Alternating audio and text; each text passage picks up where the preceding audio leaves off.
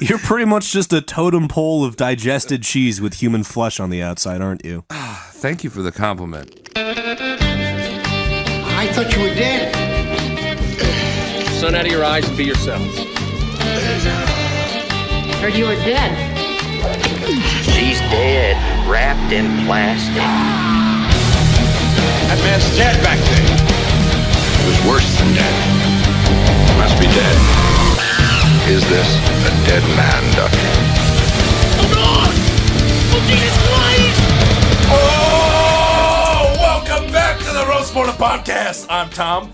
I'm Jeff. I'm your Cody for the evening. And I'm Mike. Welcome back. Yeah. Weak Mike. Get Weak stronger. Mike. Get stronger, Mike. No, that was that was signature Mike, not weak Mike. Yes, welcome back to the Roast Mortem Podcast, How everyone. you doing? Holy This is a fuck. very special episode for us. What is that? It's our 1 year anniversary. Yeah. And with that, I will say we are the only podcast that Jesus is 1 year fuck. old but has 1,000 years of knowledge under our belts. God damn it. We know it all. I feel smart. So wait, do you guys think that you would be smarter a year ago or more or less smarter than a year ago? Yeah, I'm so much smarter now. I get smarter every year. Definitely didn't get dumber from last year. I was mad dumb last year, and now I'm mad smart. See, this is like a great commercial. We could do an infomercial. At first, the man was stupid. Oh no, I dropped all my spaghetti on and the in floor. black and white. And then, black and white. And then, but you listen to Rose Mortem. And he's like, I can eat the spaghetti with my hands. I can eat the spaghetti with my feet. I'll tell you right now, what's happened to me is that, like, if you cut me in half right now and you right. count the rings inside of me, those rings are made of degrees. College degrees. It's not true. It's true. It's entirely true. Well, I mean, we're completely factual, cited and shit. You could do that too if you just listen to this. I wrote my thesis on this podcast. Good. And what'd you get? An A+ or an A-? AA+. Good. That's new. Yeah. So how many, was it the college commencement? Was that when they graduate? I don't know. I wasn't paying The attention. college to mine. graduation speeches? Yeah, commencement. Which ones are you guys going to do next year when kids graduate? Oh, which one am I? Yeah, what am what I going to college do? are you going to? I'm going to do Five Towns. Oh, my Towns? college is Five Towns College. How about you, Mike? I went to Harvard. That's the speech you're going to do at Harvard? Yes. What are you, Cody? I'll say hi to the peeps at Yale. I'm going to do DeVry. That's a good one. They don't exist. You Yo. get the day off. That's a smart guy. No, that means Travis has to speak with like a vocoder or something.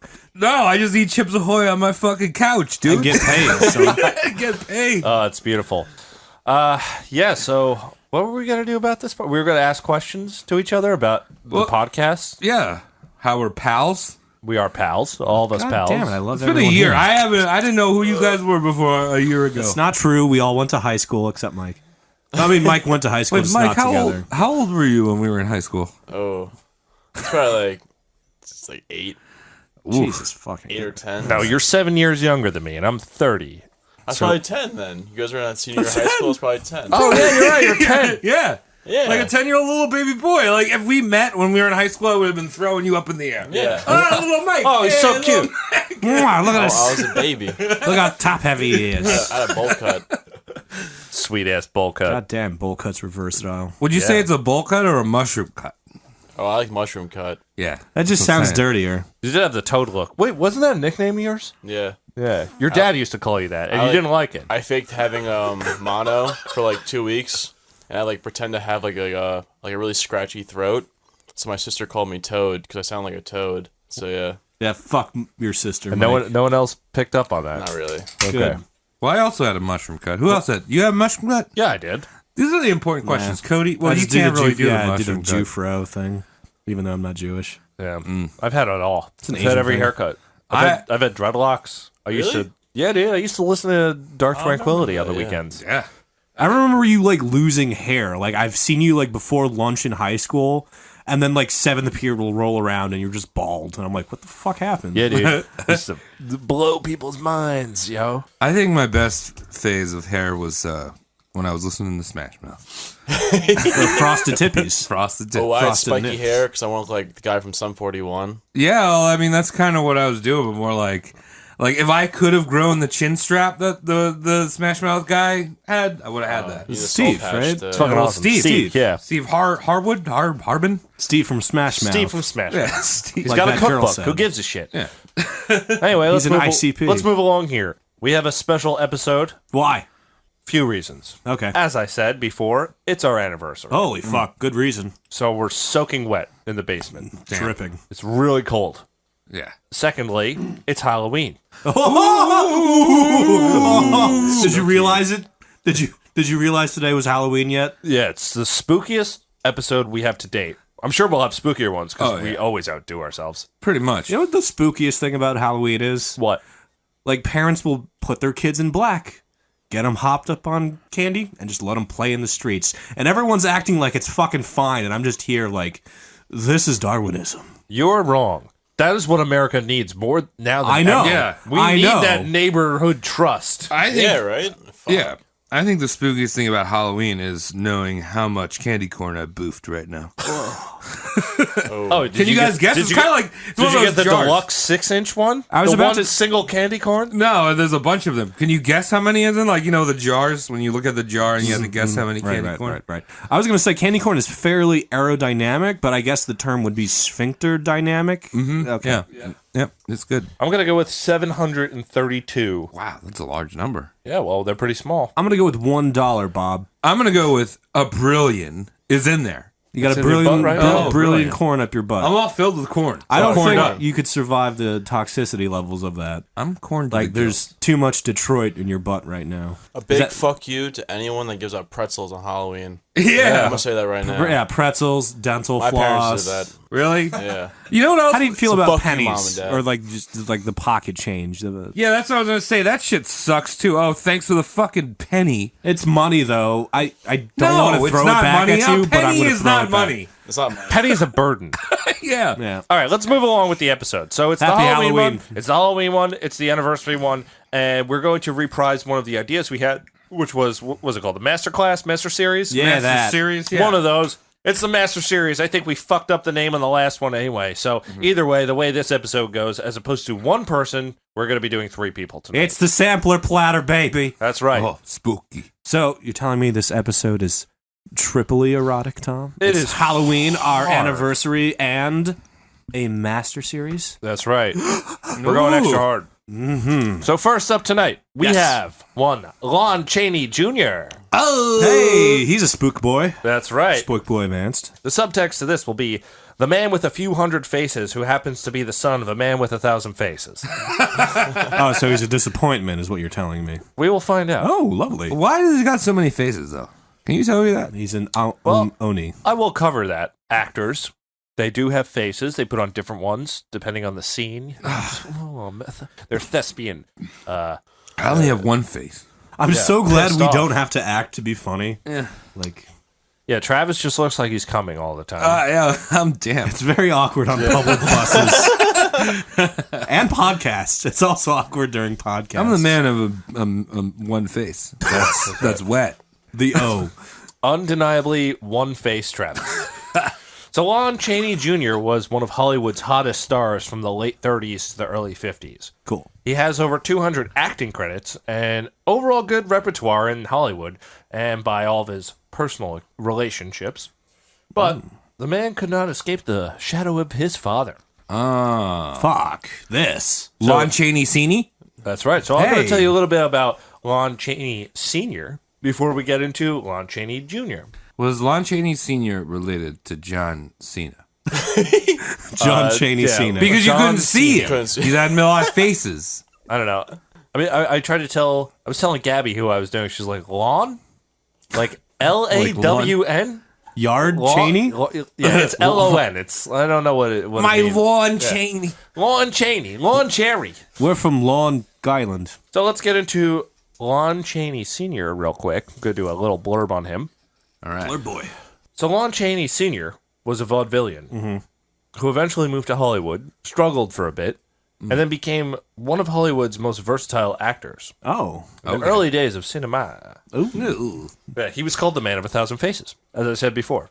Oh, so you weren't being creative. No, I wasn't at all. In the silent days of Hollywood, there was no unions, and everyone was kind of just like figuring out what the fuck they were doing at the same time. That's why like old pictures just are kind of stupid. Rapscallion days. Yeah. One of the biggest like silent films of the time was like a man sneezing. Yeah, and, Like the and a earliest one? train just doing And a train just thing. going by. Yeah, but that's That's even earlier. yeah, that's very early. That was before feature films. Well, yeah. I think that one of the first big feature films was Birth of a Nation. Oh yeah, fuck that movie. What's that guy? Dwight W.C. Field. No, not W.C. Fields. Is that a racist movie? D.W. Griffiths. D.W. Griffiths. Yeah, right? yeah, it is a racist movie. Yeah. But he had a lot of money and he built a lot of shit that's still standing in Hollywood today. Fuck Like racism. old sets. Yeah. I mean, you have to think of the Thank you, amount of Mike. money that was being put into this. Like it was capital venture. Yeah. So they would get oil companies to throw over to Hollywood. Do you know why Hollywood exists where it is, by the way? I heard it was just the climate. Jewish people. No, it's to avoid copyright infringements. Really? Yeah. Oh, it's far away, and it's a way as much as way you can get from New York as possible. Yeah, I mean, if you think about early America, everything was on the East Coast, and then people start going out west to get gold and shit, I'm but here nothing was now. really established. And all these people who want to start developing films and entertainment, they figured they can run and escape any persecution by putting these films out, making their money, and not having any law offices seeing what the fuck they're putting out. I got you. So they were like, living it up, I'm not paying my taxes, Dangus. Thank you. Pretty much. Yeah. So basically, everyone was an idiot. Lon not only acted in his movie roles, but he was also the fantastic makeup artist who would do his own makeup. Ooh. So he's crew and talent. Yeah. And this is why he was known. Not only did he have the makeup on and did the parts, but he was able to put on very, very good makeup for the time. His most notable roles were Quasimodo from The Hunchback of Notre Dame. Really? Yep, from That's sick. 1923. If you ever seen those old silent films. Sanctuary. He was also like a really good stunt man too. And he did these crazy like climbing up walls. Are you telling me that he was Jack Chan before Jack Chan? Yeah, dude. Oh, yeah! Yeah. And he was Wait, also was he in Shanghai Nights? no, he died. He was in Rush Jackie Hour. Chan died? No, Shut up. Jackie Chan. Yeah, come on. The smartest podcast. That's Yeah. us. That's us. So the Phantom in the Phantom of the Opera from 1925. We all know that imagery. Jar Jar Binks. Exactly. You got it. And the Professor Edward C. Burke from London After Midnight, the spooky Halloween-looking man, has a whiskey. Lon actually died very young during the filming of Thunder in Winter of 1929. Chaney developed pneumonia in late 1929, and he was diagnosed with bronchial lung cancer. Holy shit. This was exacerbated when artificial snow made out of cornflakes lodged into his throat during filming and quickly created a serious infection. He died at the age of 47. Damn. Yep, That sucks. From cornflakes. that's right. And probably a little asbestos on there, too. Yeah, I'm sure there's asbestos. There's probably like a little bit of lead. Rat droppings, pigeon droppings, union droppings. Union droppings, yes. Jeez. Wow. So let's talk about Lon Chaney Jr., who we're really focusing on in the next 10 minutes. Oh my god, this man reproduced. Lon Yes. Chaney Jr. Oh, yes, he did. Lon Chaney Jr. was born Crichton Tully Chaney. Hey, that's not What? a thing. Yeah, that's his real name, Crichton Tull. But we're talking Hollywood. Yeah, and we'll come back. Hollywood land. Now, he was born in the Oklahoma City territory, February 6, 1906, Panhandle. to father Lon Chaney and mother Frances Cleveland Crichton Chaney. They were both stage performers at the time, doing traveling vaudeville acts. Actors. Thespians. So he was off to a pretty rough start, being born 2 months premature. Oh fuck. The, That's rough. the doctor thought he was stillborn, but check this shit out. So his father, Lon, took the baby from the doctor's arms when he didn't see any sign of life, Give me this human jerky. took it out into the cold, out of the cabin that they lived in, grabbed an axe, ran to a lake nearby, smashed through the ice of the lake, took the baby, dumped it in, and when he pulled it out, the baby was crying. Good as new. Oh, that's a great way to answer Yeah. the world, dude. Yeah, it's fucking crazy. I feel like you just imparted so many handicaps onto that one child. That's how you make a baby right there. That is how you make a I wish baby. I was born like that. Fuck me. Jesus Christ. You might know, have right? eyelids on your kneecaps or something like that. I'm just like, I read that and I'm like, okay, Lon Chaney knows some shit that none of us know. He's a And druid. he was on some shit right there. Fuck, he was like took shit into his own hands. Like, how many stillborn babies do you have to... Oh, seen this before. You got next? Okay, Take hold it to the on. lake. Yeah, Jesus Christ. Don't bill me for this, you fuckwad. I played a midwife twice. I was the baby and the vagina. Just imagining Lon Chaney spitting out a smaller Lon Chaney. That's great makeup. Yeah, Tui. Tui. What is that, spirit gum? God damn. Yeah. So he had the rough beginning there, and childhood was a bitch. Crichton's parents did not exactly like each other too much. They were traveling performers, as I said, and they brought Crichton with them everywhere. So he never really had a chance to make roots anywhere or make friends, just kind of like a lonely dude. Kind of sucks when you're a kid moving around, I guess. They're going to all the shows and things. His I parents, moved around, it sucked. Yeah, you don't want to do that. Dickholes. It's not good for kids. But anyway, his parents ended their marriage in 1913 following his mother's scandalous public suicide attempt in Los Angeles. April 30th, 1913. Francis went to the Majestic Theater, downtown Los Angeles, where Lon was managing the Kolb and Dill show. One more time. The Kolb and Dill show. I'm Shotty Kolb. She rushed out on stage and attempted to commit suicide by swallowing mercuric chloride on stage. The suicide attempt failed. She lived through it, destroyed her vocal cords so she couldn't sing and do her act anymore. And Lon Chaney Sr. just took off his ring right there and was like, done, bish. Holy shit. Wow. So what was it, mercuric chloride? Mercuric chloride. What does that do? Just kill a bitch? I don't know much about it. It seems should be really able to kill you. it seems really complicated. Do you think she was being over dramatic? Clearly because she could have just grabbed bleach, but she grabbed mercuric chloride. Maybe they didn't have bleach like we have bleach. You ever think about how lucky we are with the amount of bleach we have? Give our bleachy, our white things bleach. Oh, We only just my talked about it. asshole is so clear. We only just talked about it 2 episodes ago. There were bleach factories back then, dude. That is true. She could have done it.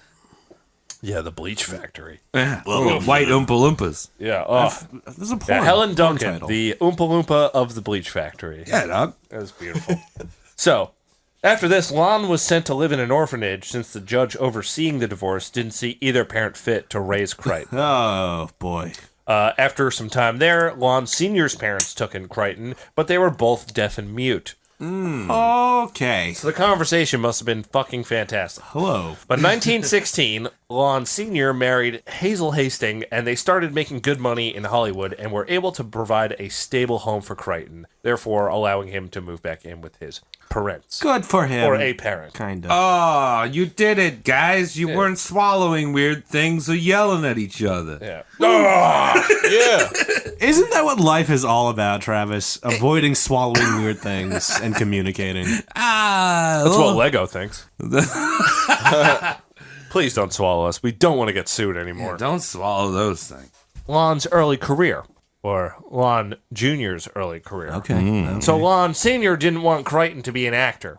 He, like most people who are about their wits, think actors are disgusting. Self-loathing, if you will. I think actors are disgusting. Have you ever worked with an actor? Yes. Grow up. That's what I want to say all the time. Absolutely. I hate how talent gets to the crafty before the crew. The crew should get to the crafty before the talent. I was an actor. Oh, You were an fuck you. extra. Fuck you. I was still an actor. What was technically. your motivation, Mike? My motivation? Just to make money. All right, well, You're that's not good. Yeah, he's a good actor. Great actor. Doesn't know any of the tips. There we go. Bravo. Yeah, Oscar goes I'm to famous. It's okay. Your IMDb is fantastic. So Crichton was sent to business school.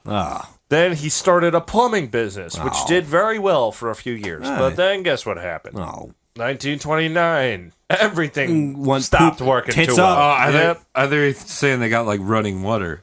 And then running water And happened. running water happened. Yeah, running water He was happened. like, I don't know how to do this anymore.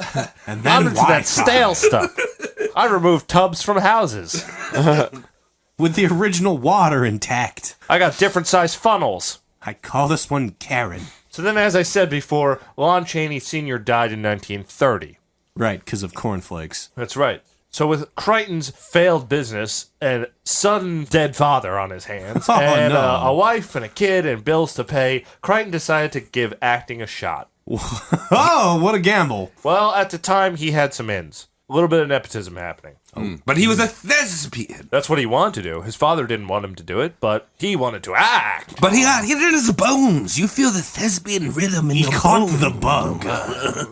Boy, you can't become an actor. You need to be an actor. The one you've I been would love to since take your acting lessons. Your acting lessons are probably killer. Travis, what do you charge? What do you charge, That's Travis? a Patreon exclusive when we set that shit up. Dude, you know what you should do? You should work for Scientology and like be an acting teacher. Oh, that'd be for them. sick. Because they get you students. Yeah, be like Dianetics, dog. Travis, are you an actor? Yeah, I'm an actor. Hey, let's not act. I'm not an actor. Have you ever like acted and stuff like that? You've been in movies and stuff or like TV? I acted. I think you should. I'm on Getty. I acted on a thing called Your manly instincts. Basic manly instincts. Street Smarts. Street Smarts, the movie. Oh shit! Was that Wish I did. feature length? Me and Travis, we acted in high school for one play. Oh, yeah. Oh, I was there. Yeah, I went to I was there. Faulty Oh, yeah? Towers. yeah. I mean the best. I was there in attendance, as a little kid. I was The on best- Do you camera. remember him from that by any chance? I might have. He was the colonel. I think I do remember that. Yeah. Yeah, so You guys killed it, by the way. Thank you. Thank you. The Well- best part about that whole thing was, everybody's high school has those like theater children, Drama and they're kids. like, the drama kids, and they've been doing drama all through high school. Their entire lives, probably. Yeah, like that's what they want to do. And then senior year, Tom and I and like a bunch of other people were like, let's just like Let's see if we can act. see if we can act. These And are we- the AV nerds, Yes. by the way. And we took all the major roles from all these like kids that have been like, this is my senior year best role ever. Yo. So Well, we also beautiful. the play was announced. It was Faulty Towers, and like I grew up with Monty Python, Faulty Towers yeah. shit. John Cleese is Me a hero, so I'm like, of course I'm going to try out for this. Yeah. I'd love to. And the other kid, I won't use his real name, but his name is Eric Rock. He hated me. He just fucking hated me. Yeah. Yes, he did. Yeah, I hope he's doing okay now. But yeah, he despised me because acting was his thing. Number one actor. You took that away from him and shattered his dreams quite diligently. Yep. Good idiot. So is that what Lon Chaney's shattering thespian dreams? Pretty much, because he's just kind of moving in there. But Sounded dirty. The second DVD I ever bought. Shattering thespian. Shattered Thespians 29. That's a good one. Yeah, Travis. Like, they had the lube budget. so Crichton starts getting these bit parts and features. You got to remember, Hollywood. You can get in there if you know a name. You can do these little bit parts. They don't really even pay the bills, you know. So you make a name for yourself. And the studio heads want him to change his name to Lon Chaney from Crichton Chaney, so they can put it on marquees and go, Oh. "Sup, dude? Like, He's not we got dead. Lon Chaney here. Yeah. Like this is part of the lineage." Jesus. Makes sense to me. I mean, but you're using a dead man's name for profit. So what? It's his boy. Well, no, it's a lineage thing. He was billed Yeah. initially as Lon Chaney Jr. All right. And then eventually, once he made some more films, it was just booked as Lon Chaney. I concede. I feel like his name should have been Ice Chaney because he like got dunked in the ice. He's cold as ice. Yeah. It's a good rapper name, too. Yeah. Ice Chaney. It's your boy, Ice Chaney. Well, shortly after he decides to change his name, he also gives his hand in the theater world. Once he get on stage. And he's working on John Steinbeck's Of Mice and Men. Hey, I know that one. Yeah. And he plays the role of Lenny. Oh shit! Yeah. No one likes Lenny. Everyone likes Lenny. He's a fantastic tard. I got to tend the rabbits. Pow. But he gets really into this role, and Hal Roach, who was a famous producer back in the day, saw him in this role and was like, okay, I'm going to book someone else to do this role, but I want you to come in and read for all the other actors while I'm casting. Right. He did the Little Rascals outroach. He did. And I think that what happened was Hal Roach had casted some other gentleman, I forget his name, and Chaney went to him and was just like, hey, this is my role. I know how to do this really well. And that's when he decided to give him the casting opportunity. Right. So he could at least get the screen time and use it on his resume, because they would film all those, working with the other actors. So it helps. But by the end of that, he decided to fire the other guy. And Lon Chaney Jr. became Lenny in the film Of Mice and Men. Oh, This almost won an Oscar, but was beat by Gone with Park? the Wind. Oh. Great movie, Jurassic Park. Hold on to your butts. Hey. Let's talk about his better-known roles. Now that he's in Hollywood, he's done Mice of Men. Everything's been going well. Starts doing monster stuff. Oh, spooky. Spoopy. Lon played all the damn monsters. He was Dracula in The Son of Dracula in 1943. Frankenstein's monster in The Ghost of Frankenstein 1942. The Mummy from The Mummy's Tomb in 1942. But his most iconic character was Larry Talbot, which, if you don't know this, is the Wolf Man. Oh, Wolfman. Yes. How'd you say Talbot? Talbot, I said, like an idiot. A little Talbot. Talbot. Talbot. Sorry, I'm an idiot.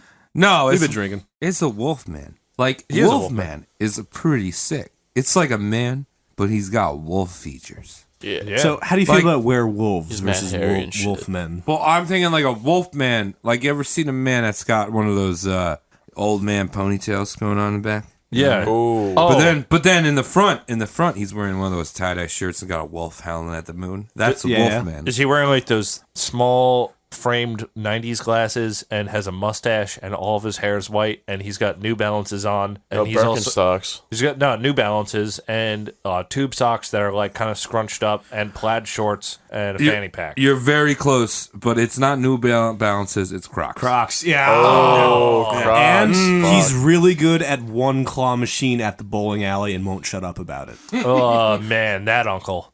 That's the Wolfman. Hey dude, you still rocking? 60s were tight. Yeah. So this was a new Universal monster because The Mummy was done. I think that was Boris Karloff, Yeah. and that Bela Lugosi had done Dracula, Dracula. and also Boris Karloff back to Frankenstein. Yeah. So the fourth one in line was the Wolfman. And Wolfman. those four are the iconic Universal monsters. And the Invisible Man. Invisible Man. Invisible That Man. was also yeah. Boris Karloff. That I think. was. Maybe? Well, I don't know. We didn't do that research. We'll Google that between breaks. Yeah.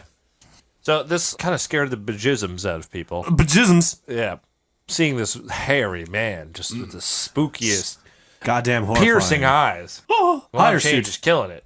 Yeah, great job. Because what's so good about that role is that you have this dude who's like a normal dude. He gets bit, and all of a sudden he's an angry wolf. And then when he realizes what he's doing, when he's back in his human form, he's all pissed off about it. So it was a good role to show off his complex acting abilities, if you would. It's also spooky. And it's got wolves in it. Yeah. Those got teeth. Just how long it took to put all that makeup on.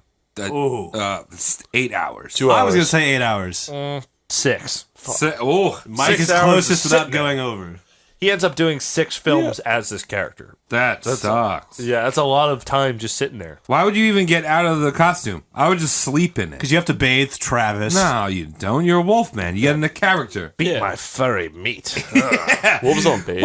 Wait. So is he the original furry? No, that was They your put that grandpa, together? Travis. Yeah, wasn't your grandpa, your great grandpa? Oh, The original he- furry. The vaudevillian furry? Yeah, that dressed up as a dog. Yep. Well, Dogman Lon Lee. Chaney brought it to he made the fursona. Mainstream, you know. Right. Yeah. First persona, First fursona. which is good. Lon was a serious drinker. Yeah. He was known as one of the top drinkers in Hollywood. Yeah. Very common knowledge. Yeah. Due to many of the booze-fueled brawls and studio mishaps. You know, not showing up to work because you're just way Roughhousing. too drunk. A lot of fights on the studio lots. Producers would have crew members keep an eye on him to make sure he wasn't drinking. Some of the crew members claimed they never saw him touch a drop when they got this instruction, but there were others who were well aware that the oranges that he seemed to love so much were injected with hard liquor. Smart man. That is Smart very man. smart. Clever, yeah. but also dire and telling of character. He said, during this time, he's still living under his father's shadow. I love oranges. There's a movie made after his father. I'm blanking on who starred in it, but it was a huge box office hit, Put it in post. and it's about his own father, and he's like active in Hollywood, and he's not really getting the roles that he wants anymore because once he gets the Wolfman, that first Wolfman one, that really hits home with people, but then his career just kind of slumps down. He's like typecasted. He's typecast as monster, which is not really a problem, but it just keeps going from this is a huge motion picture to this is a slightly smaller one to Universal's just barely shitting this out to absolute B Holy to like shit. almost C. Jeez. Yeah. At the height of Lon's drinking, he got the role to play Frankenstein's monster on a live TV program called Tales of Tomorrow. Now, Lon was hammered during the performance, And though he did a pretty good job playing the enraged monster in the 20-minute rendition, there was one huge problem. Lon thought it was a dress rehearsal. Oh, no. So what was televised was Lon Chaney doing about 90% of the acting, but instead of picking up the prop furniture and shit and smashing it all over the ground, he kind of picked it up, yelled, and then just placed it down gently. Which you're supposed to do if you think it's a dress rehearsal. It's hilarious footage. Oh, my And there's God. no way to signal to the guy because he's hammered and he's just in character, and the character's just a pissed off monster. There's no lines. It's all Yeah. about like body stuff. So he's going crazy and he'll like rip something off the wall and then just puts it back on. It's amazing. Oh, that's Premium Rush, dude. This was the pinnacle of him just being a drunk in Hollywood. So other than that, after the Frankenstein incident, Chaney worked pretty much only in B pictures. Oh. He did work up until his death in 1973. And overall, Lon is an interesting guy with typical Hollywood problems such as substance abuse and cheating on spouses, but nothing really to report on there. Yeah. You know, that's kind of normal over that sick fucking place. It is. Hi, West Coast. Yeah, well, you know, Hollywood's kind of a dumpster fire. Yep, he never really could escape his father's shadow, as I said before. So he was sad, but he also goofed around too much drugums and alcohol. He was having fun. He was always good to other actors, though. Really? He invited a lot of new and upcoming actors to stay at his house. Like, you know, you can crash here for a month while you're looking for work. So it was cool there. Okay. Chaney died of heart failure at the age of 76 on July 12th, 1973. That's in not too shabby. San Clemente. Not too Ooh, shabby. nice place. Did it right. His body was Heart failure. Spooky. his body was donated for medical research, which is real nice. Today, his grandson, Lon Chaney Jr. Is he Japanese? Lon Chaney, yeah. I run Chaney Jr. He has frequently appeared as a guest at horror movie conventions, continuing the legacy of professional coattail riding. Hey. Wait, so was he on like a recent episode of Scooby Doo when like Scooby Doo's fighting with WWE? Lon Chaney? Yeah. What's up, gang? My dad was different. Shut up, Fred. That's Xanax, Fred. Yeah, that's Xanax Chaney. Little Chaney. Young Freddy. Split up, gang. So that's Ron Chaney. I mean, so that's Lon Chaney. All All right. right, who's Ron. up next? Who's going up next? I'll do it, yeah. All right. Oh, what better chaser to your boy Lon Chaney than one motherfucking Bela Lugosi? Hey, Oh, Bela Lugosi. you tickled that lad's name earlier. Yes, I did. Wait, what is his name? Bela Lugosi? Bella and yeah, That's an English joke. I thought it was a Bauhaus song or some shit. Oh, what's this, Gov? You Bela Lugosi. I'm a big fan of your Bella and Lugosi. Chelsea. Touch my bell end. I'm cool, Lugosi. His name, Travis, was Bela Lugosi. Hey, that is the most goddamn feminine name I've ever heard of in my fucking life. It's truly is. His name's Bella, Travis. It's a cool name though. Bella. It means girl. I like it. Girl Lugosi. Girl Lugosi. That's actually grosser than Bela Lugosi. Girl Lugosi. Girl Lugosi, yeah. Well, isn't that like a serial killer thing? What's that? When their parents like want them to be women?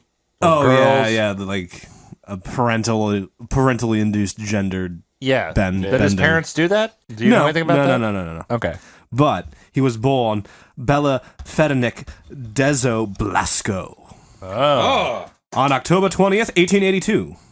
Hungarian dude that wanted to suck your blood. You know, that guy. Oh, I yeah. want to suck your dangy. He was Mr. European Weird Stare. You know him. That dude has stared into a camera longer than probably any SMR. Was it AMSR?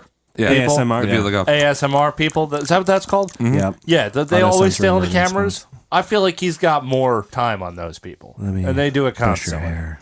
Look at all the films he's done.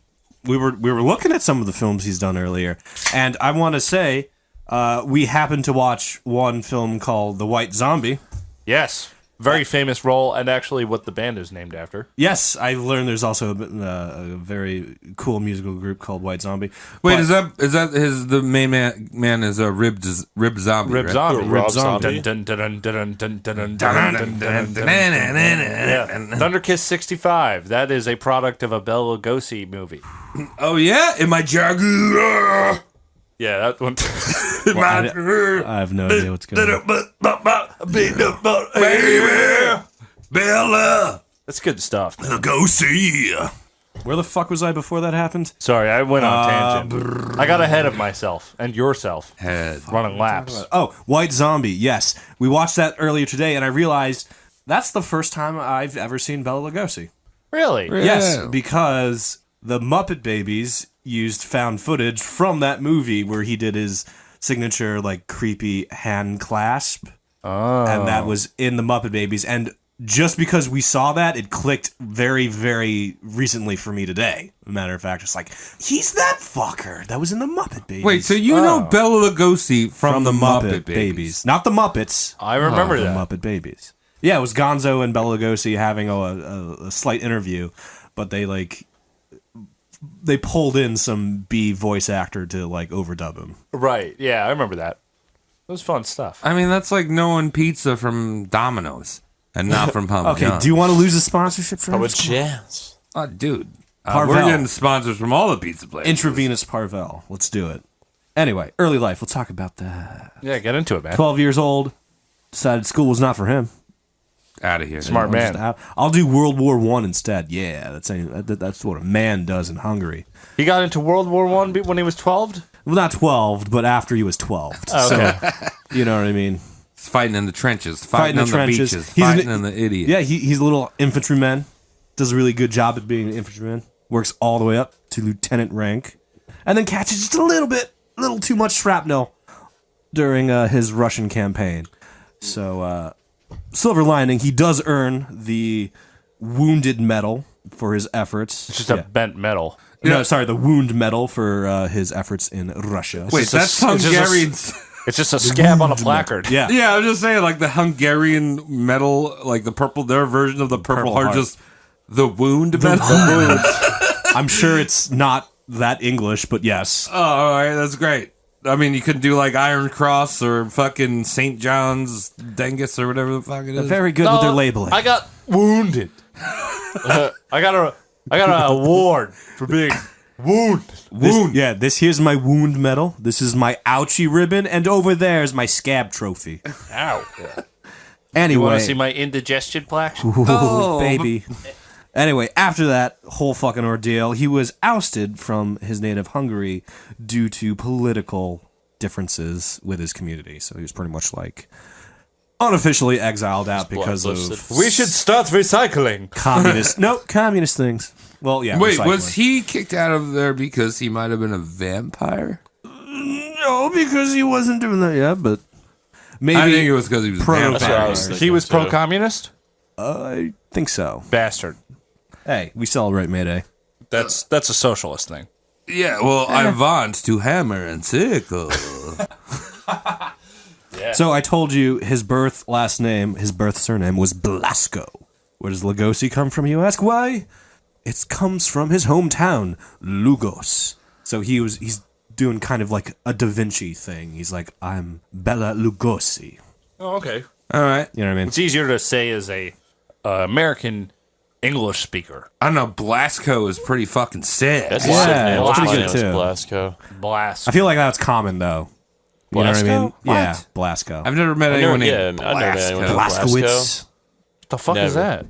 It's an Blasco. old-timey common name. I don't know. Is it an old-timey common I name? feel Because like I it don't is. I think feel like last it's an names Ellis Island really name. pass like old-timey. Yeah. No, because it think was that's Ellis what they- Island out, is what I'm saying. First names, yes. There's not really so many Irvings now, but the last names still stick Do you, know around. Dude. do you know any Larrys? Come on. Any name that has I know Larry. blast in it, keep it for life. We do like Blast. It's Blasco. There's no T. Oh, Well, you could still say Blaskovitz. yeah, Whatever true. is his name? Blasco. Blasco. Anyway, he spent You're some saying time. a Witz in there, and I don't know. He spent some time in Berlin and settled down in the Big Easy. Do you know where the Big Easy is, Travis? Where's the Big Easy, Travis? Wait, in Berlin? He spent some time in Berlin and then traveled to the Big Easy. Nolans! Nolans? Of course it's New Orleans. Yeah. So, went from Berlin all the way to America. Oh. Illegally, mind you. And after a while, he decided, hey, I should become an American. This is Nate. I would like to be an American. They blast off to America. Where do you blast off to if you need to naturalize, Travis, in this day and age? What's the state you need to get to if you want to be American? New Jersey. That's pretty close. I was going to say a city, Cleveland. That's very far away. New York. Ellis Island. Hey! He packed his things up and was like, let's be American. Let's go to New York. Let's tickle some Ellis Island. Let's get some naturalization processes. That's going. a little absurd. You're already here and you go to Ellis Island. He wanted to be on the fucking up and up. All right, fair enough. Well, I'm just saying, did they put Ellis on there so when the people were welcome to America, they could take a peek underneath little Lady Liberty's skirt? You know there's nothing there. No, there's something there, dude. It's just a Brillo pad. I've been in there. It says made in Paris underneath it. Yeah, hence the Brillo pad. Yeah. Metal hairs. I've climbed all the way up her, Yeah. and then I've climbed all the way back down her. How'd it go? Ooh, I was hard the whole time. Yeah? Just Wow. thumping down those Scaling stairs. that big green lady. Wow. Well, instead of you getting head, it's you getting inside of a head. Yeah. Was that erotic for you, the end of Ghostbusters 2? Yeah, I was that like, too? I was like, da-na-na-na. Bustin' makes me feel good. Yeah! He goes to New York to naturalize, for fuck's sake. And what's in New York but Broadway? Hello. Tom, you were just at an off Broadway play, weren't you? Oh, I was. How was it? It was a nightmare. Okay. I can't recommend anyone go to an off Broadway play. Tell me, why is there so many offs? Let's put it this way. It was very far from being on. I don't like plays at all. What'd you see? Usually. What'd you see? I'm not going to use the name of the production. 'cause- Jersey Boys? Spring Do Awakening? you know what off-Broadway means? Yes. Not Off Jersey Broadway? Boys. Yeah. Yes. Jersey Do you know Boys what is off- on Broadway. Do the next we street really over? know what off-Broad? You really know what off-Broadway means? Yeah, it's just a theater with under 1,400 Yes. seats. Yes. Right? 1,400? It has nothing to do with like the actual location of the theater. No. I don't but know the actual number of seats, but it's a seating thing more than a location thing. I believe that the amount of seats I had to look at was like 80. Woof.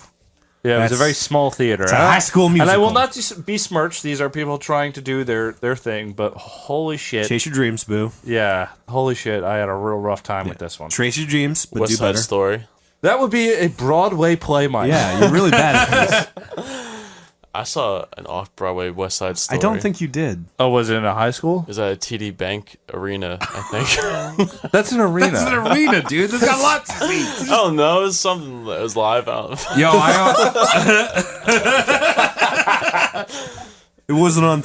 Yo, I saw this thing called Mulan on Ice, dude. It was all Broadway. Dude, Nassau Coliseum, you ever heard of it? Sick. Anyway, one of his first Broadway productions, Bela Lugosi's first Broadway productions, was called The Devil and the Cheese. Oh, that is my favorite. Have you one. seen The Devil and the Cheese? Yeah, I watched it. What's your every favorite day. part of The Devil and the Cheese, My Travis? favorite- You've watched it every day. If you've watched it every day, you must have a favorite act. All right, my favorite Or act. quote. My favorite act is when I get up in the middle of the night, possessed by the devil himself. It's me because I'm acting it, and I go to my refrigerator and I look for that shredded cheese, and I just eat And it. you bump a line. I with eat it. But that's the cheese and the devil at that point. No, You gotta Cody, stop the semantics. This is art, dude. All right, let's I move was along. just trying to do Travis, art. It's very obvious that Travis has only seen The Devil and the Cheese once or twice. He doesn't even remember how it goes. Yeah, well, the ending is when I make out with the cheese and they all get married ever after. I believe you, Travis. followed by the Oh, devil you're and the- married every day. Every other day. because you're divorced between those days. Because I have cheese shits in between. Oh, And you so can't hard trying to pass that poop. You're pretty much just a totem pole of digested cheese with human flesh on the outside, aren't you? Thank you for the compliment. All right, so after The Devil and the Cheese, he, for whatever reason, I don't know why, guys, he picks up all these roles just as villainous sheiks. That makes sense. No, it doesn't. He's old. He's He's European. He's ugly. Are sheiks European, Travis? What? Are sheiks He's European? bald. Wait. Sheiks? You don't know him at all, Mike. Who, Bela Lugosi? Yeah. You're calling him old and bald, and this is like his first. He hasn't even done a movie yet. He's on Broadway, yeah. This is pre-career stuff. He's ugly though. I don't know. You look ugly myself. Charming looking man. Yeah, he's a nice gentleman. He was a Hollywood actor. Yeah. The face of Dracula. What are you talking about sheiks, though? Sheiks, you know what a sheik is? Like a Middle Arab Eastern. man. Yeah. Are those European? No, I didn't know you said sheiks. I said sheiks, didn't I? You did say cheeks. Yeah. What do you think you said? Cheeks? I thought. He has cheeks. I got 4 cheeks for you right now. All right, so he plays Middle Eastern people Why is that weird? because he's not. No, he's Eastern European. Put that on your CV. And he's just... I play a great Arab. It's so weird. Eastern European is close to the Middle East, right? Just put him in the play. Yeah, why not? Passes. However, his big role surmises 1927 approached for the role of Dracula. His most starred role. However, he was not the first choice, but he and the casting crews were just like, he'll work. Oh, okay. That's how you got roles back then. Yeah, Why did this work for him? because he was burning through the bitches and slamming the witches and that in the back of my Dracula. Do it, baby. I'm Bela Lugosi. He had this ultra-sexual Hungarian accent. And what is Hungarian to Transylvania? More or less the home. same. Yeah. Yeah. More or less the same thing. The border squidged throughout the years. But at one point, Transylvania and Hungary were the same thing. So, hey, get the weird guy to do the vampire accent. It works. Look at those fucking eyes. Yeah, he's got beady boy. I want to suck your blood. He's got it's like light color eyes with these real focused looking. And they always like flag it just right so you can see It's like fucking the ugly. stars in it. He does well with the lighting. So, what are your favorite vampire roles? Oh, Everyone. Mike, you go first because you said a good one. Was it Nosferatu? You can take that one. The original OG? Yeah, the silent film one. Wait, That we're was just doing scary Draculas. as Shit. No, vampires. No, just vampires. Vampires? Oh, okay. Yeah, the original one? That was scary. Dude, That's scary as fuck. Oh, There's wow. no fucking dialogue at all. Yeah. It's just all like This is weird as classical hell. music playing in the background. Me? Oh, I like Gary Oldman in Bram Stoker's Dracula. With little Tommy Waits. Was Tommy Waits in that? Tom Waits was Renfield. Yeah. And Keanu Reeves was a man who had to leave a building and had a real hard time with it. It's a very sexual version. I believe, was that Coppola, right? Yeah, I think so. Yeah, I think it was 93. Very good. Yeah, it's a great one. Yeah, he's all over the place. He's got great hair in it. He's just like banging chicks and sucking Yeah. their necks. I like it. Didn't need an end. The movie could have just went. Just him like looking at the camera and being like, "Let me suck that." Suck that. Let me suck that blood. Speaking of sucking on vampires, What about you? Great I'll tits in say that Brad movie. Pitt. Brad Pitt was a great vampire. Interview with Vampire? Interview with a Vampire? I guess that was him. It's Anne Rice, isn't it? Yeah, it was good. Dude, you like Anne Rice, man? I think my favorite, probably the spookiest, Blade. Yeah, We're dude. done. That's We're the done with the crown. podcast. Yeah, That's dude. the shit. Blade, I can't do dog. that. Wesley Okay. Snipes, 4 million. Snipey. Was it 4 million? Yeah, I'm gonna snipe you. Yeah. It's 4 million. His And then flat rate. that weird scene where he turns into CG 40. Blade for a second. 40? It's 40 million. Flat rate for Wesley 40 Snipes. million to do any film. Anything. Worth it. Okay. Even if he's an extra? Yeah, worth it. So he's doing his shtick. He's pouring on the thick Hungarian accent. People are eating it up. He's actually touring as Dracula. Dracula actually lets him fly around America. Oh, shit. Gives him power. It's like, ooh, I can actually move around. And he settles in the one, the only, sunny Hollywood because, hey, all good things start and end in sunny Hollywood. Hollywood. Dun, dun, dun, dun, dun. This is where the fuckery picks up, as you can imagine. So, Merp can't help it, but he's eventually typecast as the villainous foreigner. You can't do anything about it. Well, yeah. It walks like a villainous foreigner. It talks like a villainous foreigner. It's a villainous foreigner. Must be Spider-Man. Someone told me. And this is where he meets up and talks to, not his first time, but intervenes with the career of Boris Karloff. Is it Karlov or Karloff? Karloff. And Karloff said Lugosi could not act. He never learned his craft. Everything was gimmick, hokum, and novelty with Lugosi. Oh, He's just doing the weird guy thing that he usually does. It's pretty foul. It is. It's just like he's just doing him. He doesn't know how to act. It's petty. He's kind of right, because Lugosi had a horrendous weakness with ad-libbing, which is the basis of acting, I believe. I believe so too. You need to ad-lib. If you can't ad-lib, go suck a job. Another that? job. Oh, That's good not ad-libs? ad-libbing. Go Yeah, I was suck gonna another say I'm job. not very good at Yeah. ad libs, but I'm good at Mad Libs. Yeah, Mad Libs. Yeah, right. Man, Yeah, actually- we're actors, dude. You and me, Mike, we're We're gonna actors. read some Mad Libs later, Travis. Yeah. Just read Absolutely. some finished ones from 1997. No, we're gonna Real do good them stuff. together. I was very fun Together. with that. Yeah. So, Bela Lugosi's accent was an incredible burden. He was unavoidably typecast. He's playing Castle Counts. He's being the hunchback cohort of the mad scientist. He's being the Eastern European doctor professor that eventually conspires to murder the protagonist. You know, that guy. Yeah. Ooh, spook. However, at the time, there's a ban on British horror. Oh my goodness. British horror.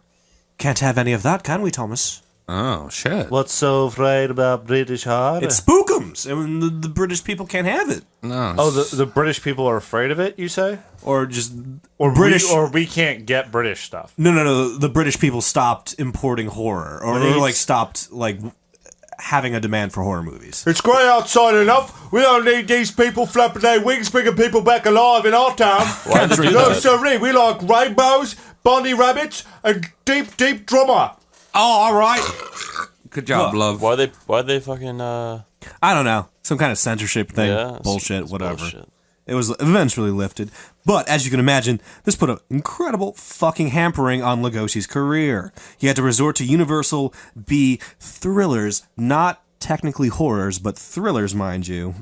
And Things where he gets to be in the shadow. yeah, I'm behind this cape. Spooked you. And Look also- at me, I'm back here. Also, very, very critically painful of an actor. He's doing parodies of his former legendary self. So he's like, oh. That's pretty sick, dude. I would that's love to sad. do that. I mean, you're making fun of what you used to be. Like, that's... Someone told me I am so high. This, however, kept the lights on and helped him get a little re-noticed, if you will. So a little buzz got generated back up about Lugosi and his glorious vampire acting ways. Yeah, the creepy immigrant's got a sense of humor. So, Jeez. if you can remember, You he's sound a like a real Hollywood producer over there, Tom. Let me see your tits. So, pop quiz. Michael, you're going to get this one. What was the medal he got for fighting in World War One? Purple Heart. You get half credit. You get half credit. Tom, save him. He gets the Wounded Warrior Project. That's not true either. No, he got the wound wound medal for catching a little bit of shrapnel. Same That shit. shrapnel gave him some pretty fucking nasty sciatica. Travis, do you know what sciatica is? It's when you go into the machine for the magnets and they pull all the shrapnel out. No. How? It's a nerve. The sciatic nerve Yeah. runs in Down your butt. Down your butt. Yeah. And if it doesn't get stretched enough, Or you get old. or you get old and you get shitty, Or you get shrapnel. It's very hard walking or sitting down for long periods of time, or I feel like it's a very Jewy condition.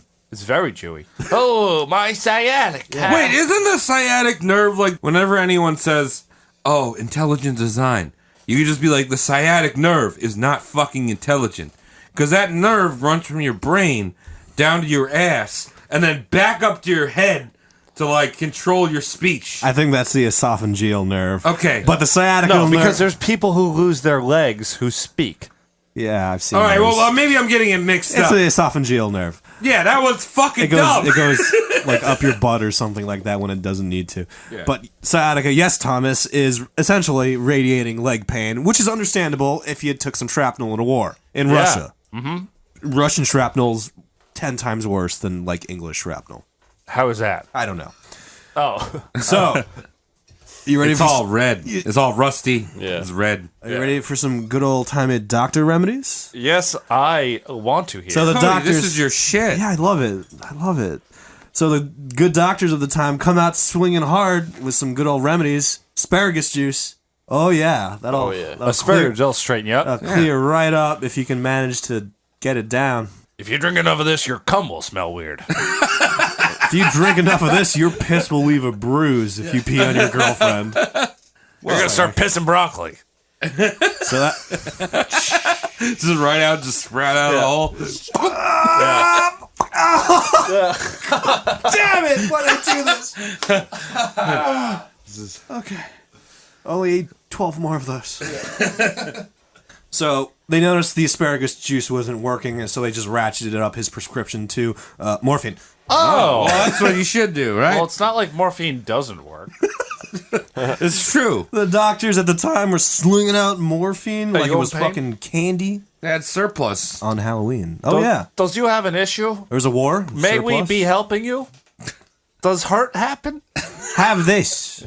Try some of this morphine. You will feel much better, guaranteed. Have you ever experienced any type of pain in your life? Try morphine.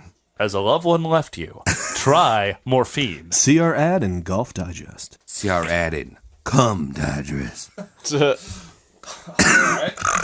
So there you go. I don't know. I'm just gonna repeat that for about 6 minutes at the end of the episode as the outtake. Have it get higher in pitch every time. See our ad and come digest.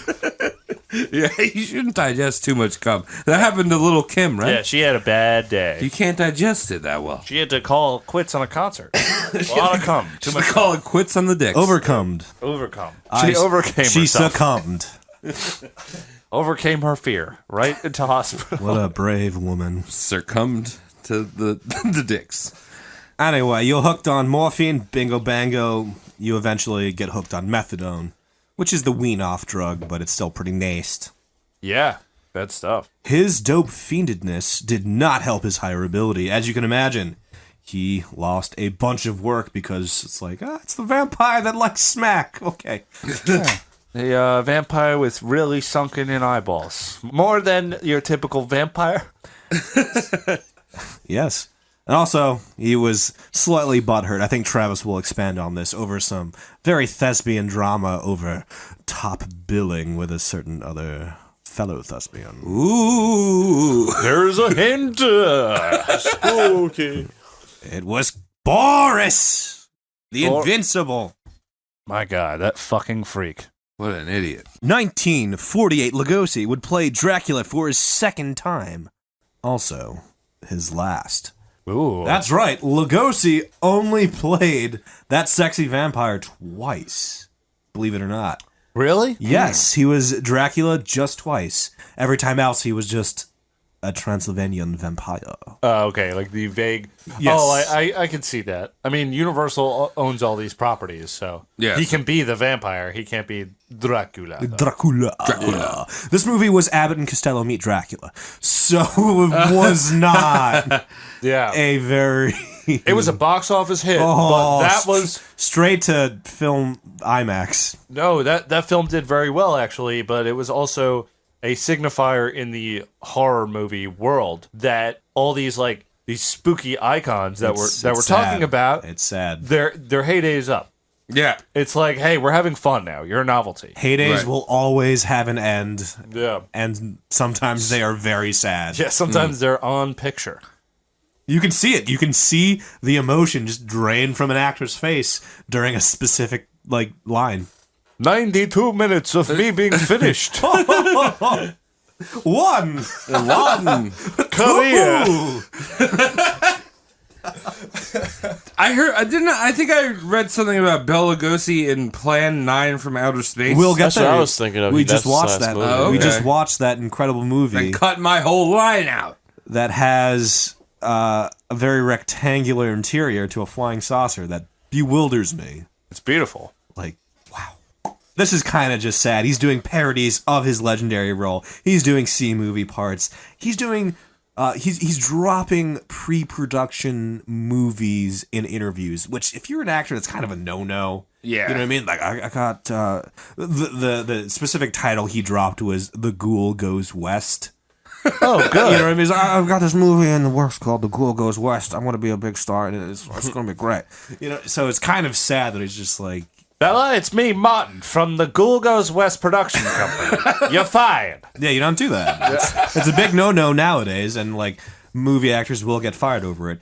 And just to add insult to injury, he got himself slightly embarrassed on air, I think it was a radio play, in the Texaco Star Theater, where he was just fucking hopelessly lost when his scene partner just started going off script. And you know your boy Bela Lugosi cannot Yeah, he can't improvise. Can't do that. So just imagine a bumbling, like, Count Dracula, like, oh... Blah, blah. I want to No. suck your onion. Why don't you read your lines? And towards the very sour end of his life, he had to be committed to a sanatorium, essentially just a glorified detox clinic, because, believe it or not, your boy Bela Lugosi is noted as the first Hollywood actor to be open about his drug problem. Really? Yes, he was like the first guy that was like, I have a problem and I need help. Wow. This is why I cannot ad-lib. Yes. He didn't like it so much, he took his prescribed drugs and just got sicker and sicker. Jeez. He eventually, ask me how he died. How'd he die with it? He When died he do. 1956, 73 years old, of a shitty heart, which you can imagine from all the drugs and hard living. Yeah, well, what are we talking about here? Like 20 years, 10 years of heroin usage? Yeah. Like somewhere in the middle there, 15-ish? Yeah, probably Yeah. just riding out the tail of his life. Right. He died during the production of Plan 9 from Outer Space, the movie we all watched earlier today. Yeah. So this is where he is. And he died in the middle of it, so they had to hire a body double, a posthumous body double. And he was way too tall, way too handsome, and not fat enough. And they got around with it by doing the standard Dracula, I'm going to drape my cape over the lower half of my face. I also heard, what was it, Ed Wood? Ed Yep, Wood that's is, an yeah, Ed he Wood film. directed it, and he's known in Hollywood as the worst director Yeah, of all time. movie I've also fucking heard sucked. the vampire that stunt doubled was his chiropractor. Yep. It was his like wife's chiropractor, and they just got him because he was good looking. But Bela Lugosi, my friend, is the farthest thing from good looking. He played Hunchbacks. He was typecast as Hunchbacks. Yeah, I don't know. I think he was pretty charming when he was younger, looking all fucking vampiric. Oh, he's got shrapnel in him. Ladies like the vampires now. They do. He was born in the wrong time. He would have been in Twilight. Yeah, it would have been fucking, what's his name? Edward. Team Edward. Team Bela Lugosi. Team Bella. Lugosi. Ew. Oh yeah. Oh. Is that a real team? I don't know. Better. Let's That's make a real that. character. Team Bella. Yeah, Really? that's the Team girl. Bella. Oh, okay. Well, we can change that. That might be why she's named Bella. We could Fuck. sell those shirts and get sued by someone. Lugosi's buried in California. Get this, in his Dracula costume. That's pretty tight. Wow, talk about sad. Yeah, that's, Ready for this? That wasn't in his will. His wife at the time was just like, yeah, it'll be funny. Do it. Can you imagine being buried in your work clothes? I would. God. oh, he loved that character. Bella loved it. He Put would it stop in there. How talking about fucking it. pissed would you be if you got buried in your work clothes? If you fuckers bury me in my work clothes, I don't But know like what your that was. first work clothes. It's like me getting buried in deli garb. Yeah, right? Yeah. If I fucking buried you in a little paper hat, you'd be so angry with me. Oh, yeah. I kind of want you to do that to me. Oh, yeah? Yeah. I'd be a little baker boy. A little baker boy. baker boy. I'll just put a bunch of cake in your coffin. Yeah, do that. You hate cake, Pretty Travis. sweet. I love cake. I hate pie, you Oh, idiot. okay. You hate pie, Travis? I see hate cake. I like meat pies. You hate just pie in general? Fruit pie? You can go suck my whole Are you kidding me, vampiric Travis? I dick. don't know. I'm kind of heartbroken right now, Travis. No, it's stupid. It's dumb. It's mushy fruit. It's garbage. You know, like apple pie? Apple pie can suck my knob. All right, well, thank you very much for bringing that in, Cody. Flipping the table. That is the sad life of your boy, Bela Lugosi. Rest in pieces. Came here from far, became a vampire boy. Got so pigeonholed. Yeah, right. Gets me angry. Well, I couldn't really act. He got lucky. He got stuck with an accent. Could have been digging ditch. He kind of was. Burn through the World War I. witches and down. Dude, back on my Dracula! All right. So our last person. Let's do it. Our last person is Boris Karloff. Hey, You probably know him as the classic Frankenstein monster. Yeah, dude. Yeah. Flat head. thank you tall for making body. a distinguishing between Frankenstein and his monster. Yeah, a lot of people just say Frankenstein. That's not true. Very true. People need to go back to the beginning of the sentence and say it right. What? Say what?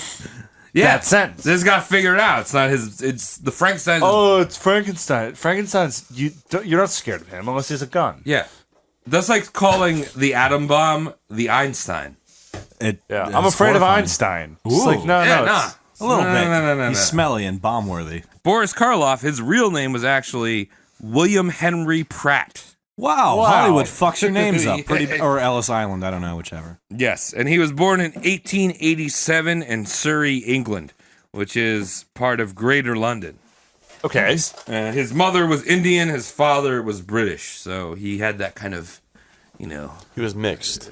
he had that like foreign appeal. Exotic look. Exotic look. But still British accented. Yes. Eyebrows that can kill. Yeah. So, and he would, in his career, he'd play into that whole exotic look. Good on him. When he's growing up as a boy, he was bow-legged, had a lisp, and a stutter, which he was able to work out over time. All right, cool. Both of them? Yeah, both of them. Well, they're bow-legged. He unbow-legged himself. Kind of unbow-legged himself. So he went to King's College in London and dropped out in 1909. Ah, a lot of dropouts tonight. Yep. Originally, his parents forced him into studying for the British consul service. So, like, you know, being a diplomat. Right. You want him to travel for free. Well, he's like, nah, I'm going to go to Canada. And he fucked off to Canada. Hey, they just legalized. Oh, did they? Yeah, they got legal weddings now. What? Yeah. Marry your favorite Canadian today. Yeah, marry your favorite plant. So Boris goes to Canada to work the farms, maybe making pot marijuana. Oh, shit. Who knows? They have farms Wow. in Canada? Times are wild. What do they grow? Icicles? Yeah, this is probably like maple syrup icicle. I believe lettuce is a cold weather crop. Oh, yeah. Really? That and That's why it's called spinach. iceberg. Oh shit. Do you think you could grow it in snow? Not that cold. But, like, what if the snow grew a lettuce? Then you'd have a very good lettuce. Yes. I'm hungry now. Fuck. For lettuce, you For rabbit. lettuce? That's a real appetizer. Ugh. Yeah, so he's working in Canada. He's doing some odd jobs. He's a farm laborer. Eventually, he found acting. Thespian. The light. And shortly after, he chose the stage name Boris Karloff. So Which it's is, totally picked. yeah, it's nothing like his real name. I would have went with Billy Pratt Billy Pratt? because that's his real name. Yeah, Would have probably. gone with William Chris Pratt? Pratt. So, Taken, man. Boris explained his choice of name as Boris just sounded foreign and exotic. Oh. True. And Karloff was apparently a family name originating from Karlov, which came from a Slavic country.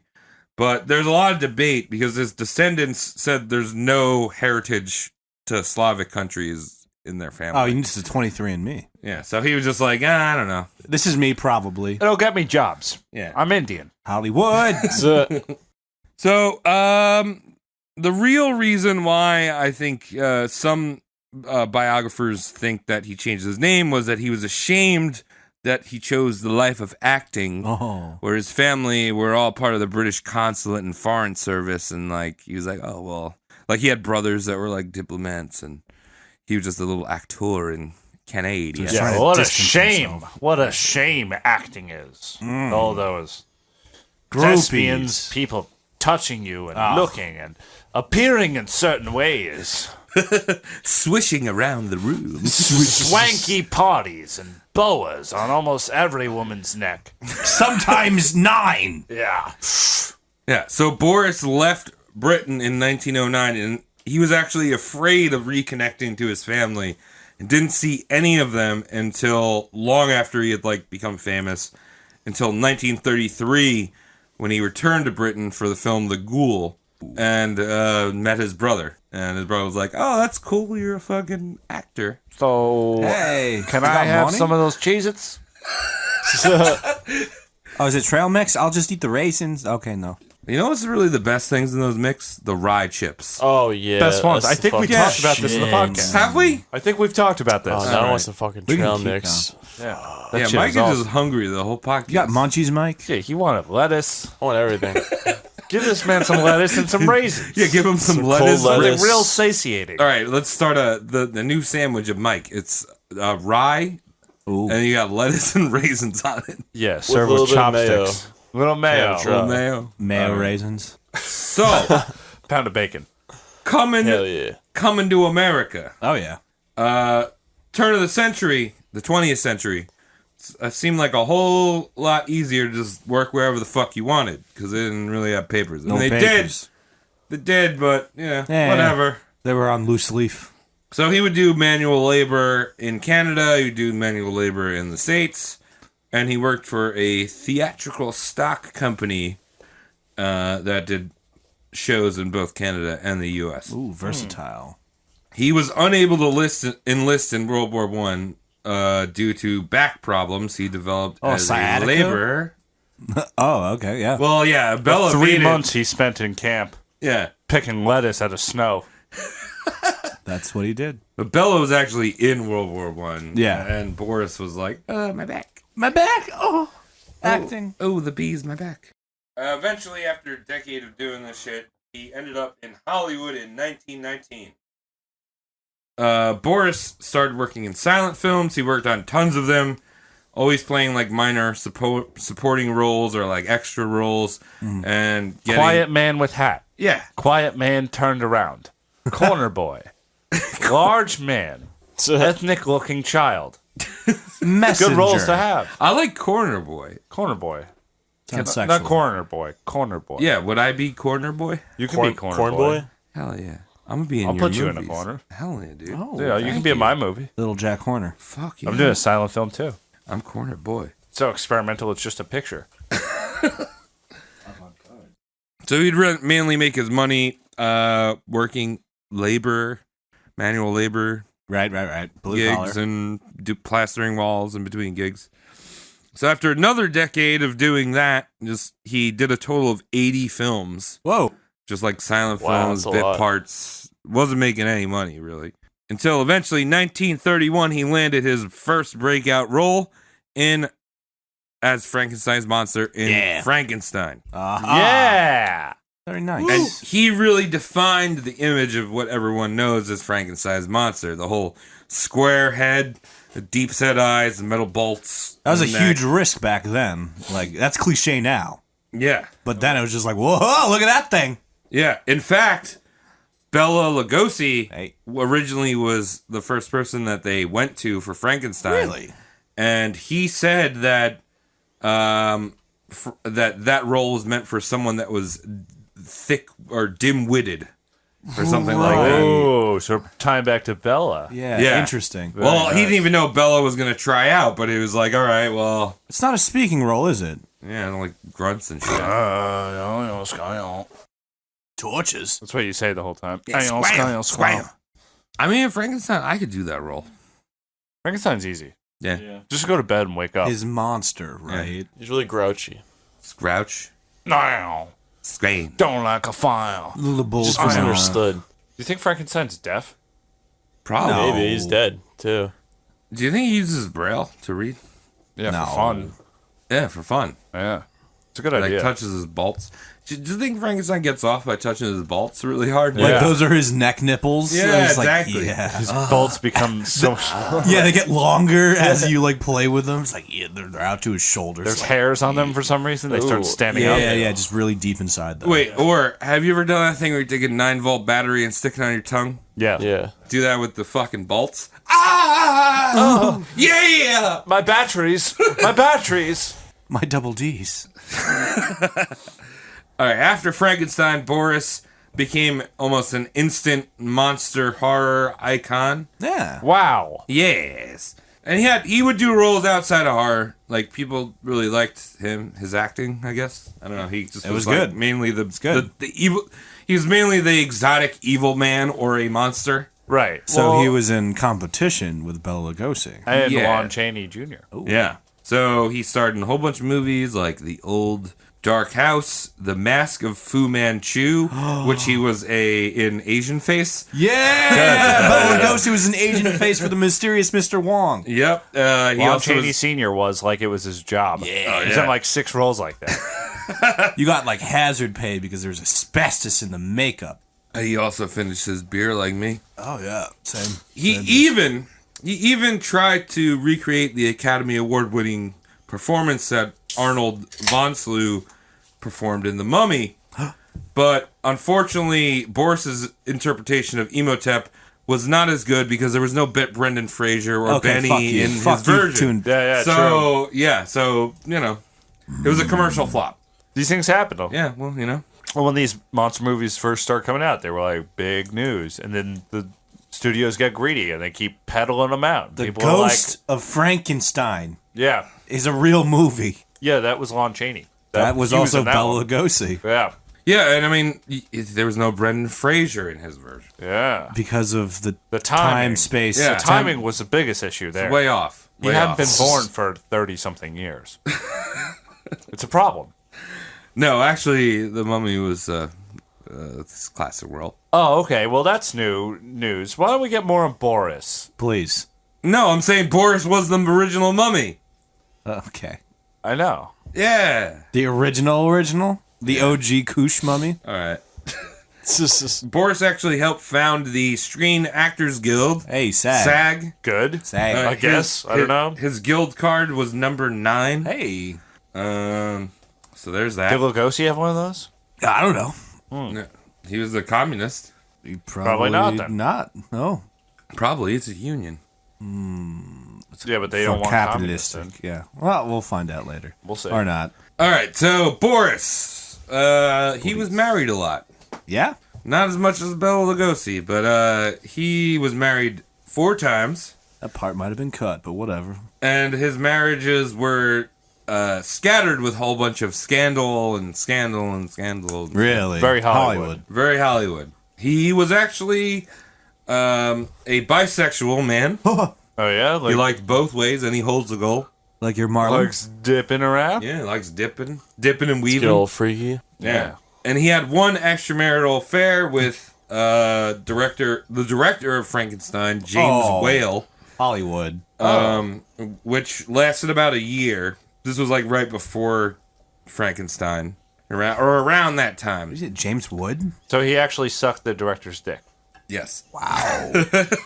That's fun. And then Boris hooked up with a Lillian Bond, who was in the Ziegfeld Follies, which was a famous floozy. I feel like I know that name. Yeah, it's like a vaudevillian, like, I don't know if you think of like, Cone tits. yeah, coney tits. Oh yeah. Like a Ragtime. Coney's hot dog. Look at these babies dancing on a wooden stage. Wouldn't you see the help it? Not knocking over candles. Burning them Wooden titties. stage. Wooden stage. So he hooked up with that chick and then rubbed it in James Whale's face, who's actually like, James Whale, he's actually kind of an interesting guy.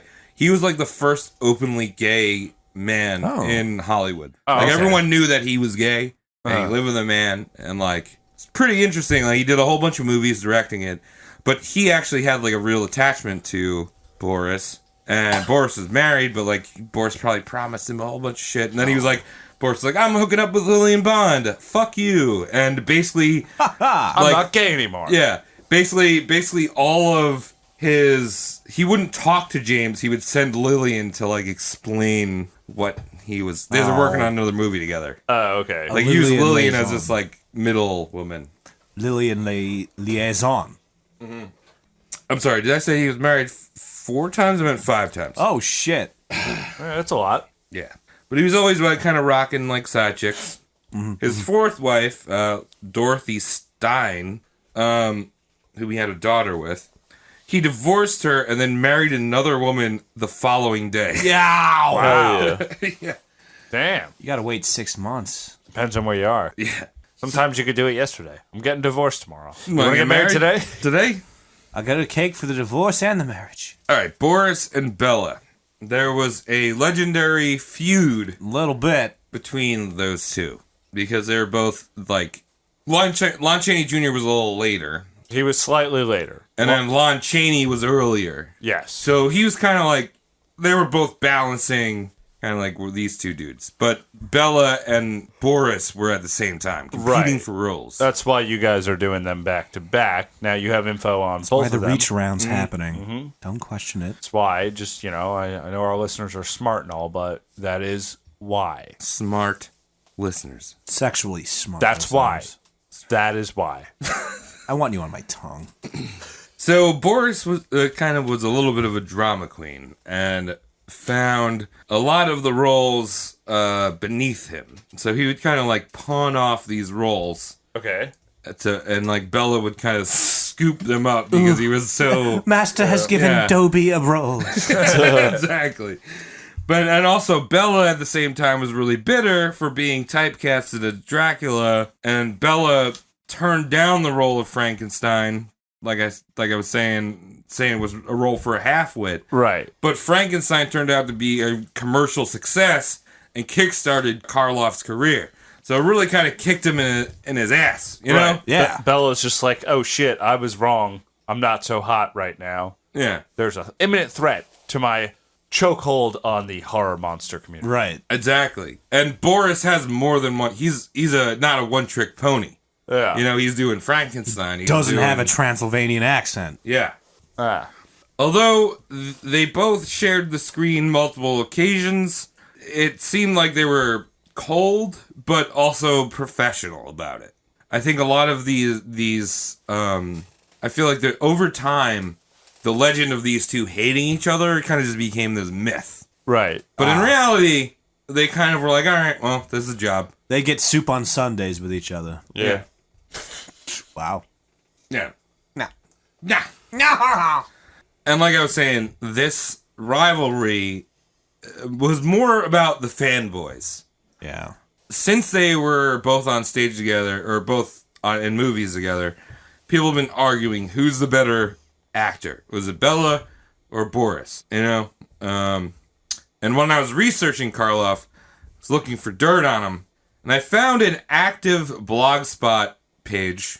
What? Like, the last thing they posted was October 7th of this year. No. Great. Oh. And the name of the site is saintkarloff.blogspot.com.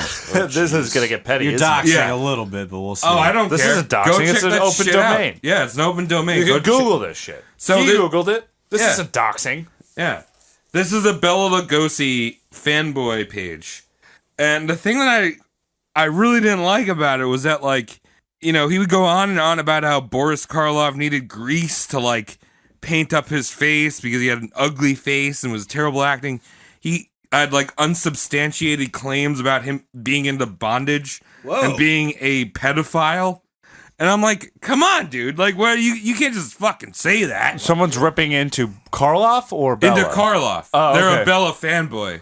Oh, So okay. they're like, oh, Saint Karloff, because that's what they used to call Boris Karloff, because he's a really nice guy.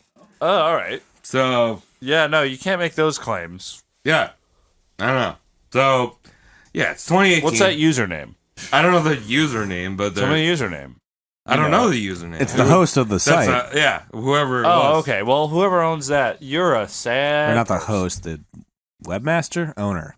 I don't Yeah, know. there's also some weird fucking shit about him being like or the owner of this domain is Right. kind of like slightly Indian racist. He was like saying a lot of shit about him being Indian. Like, Oh, so it's a British guy. probably. Yeah. And fish and chips, dude.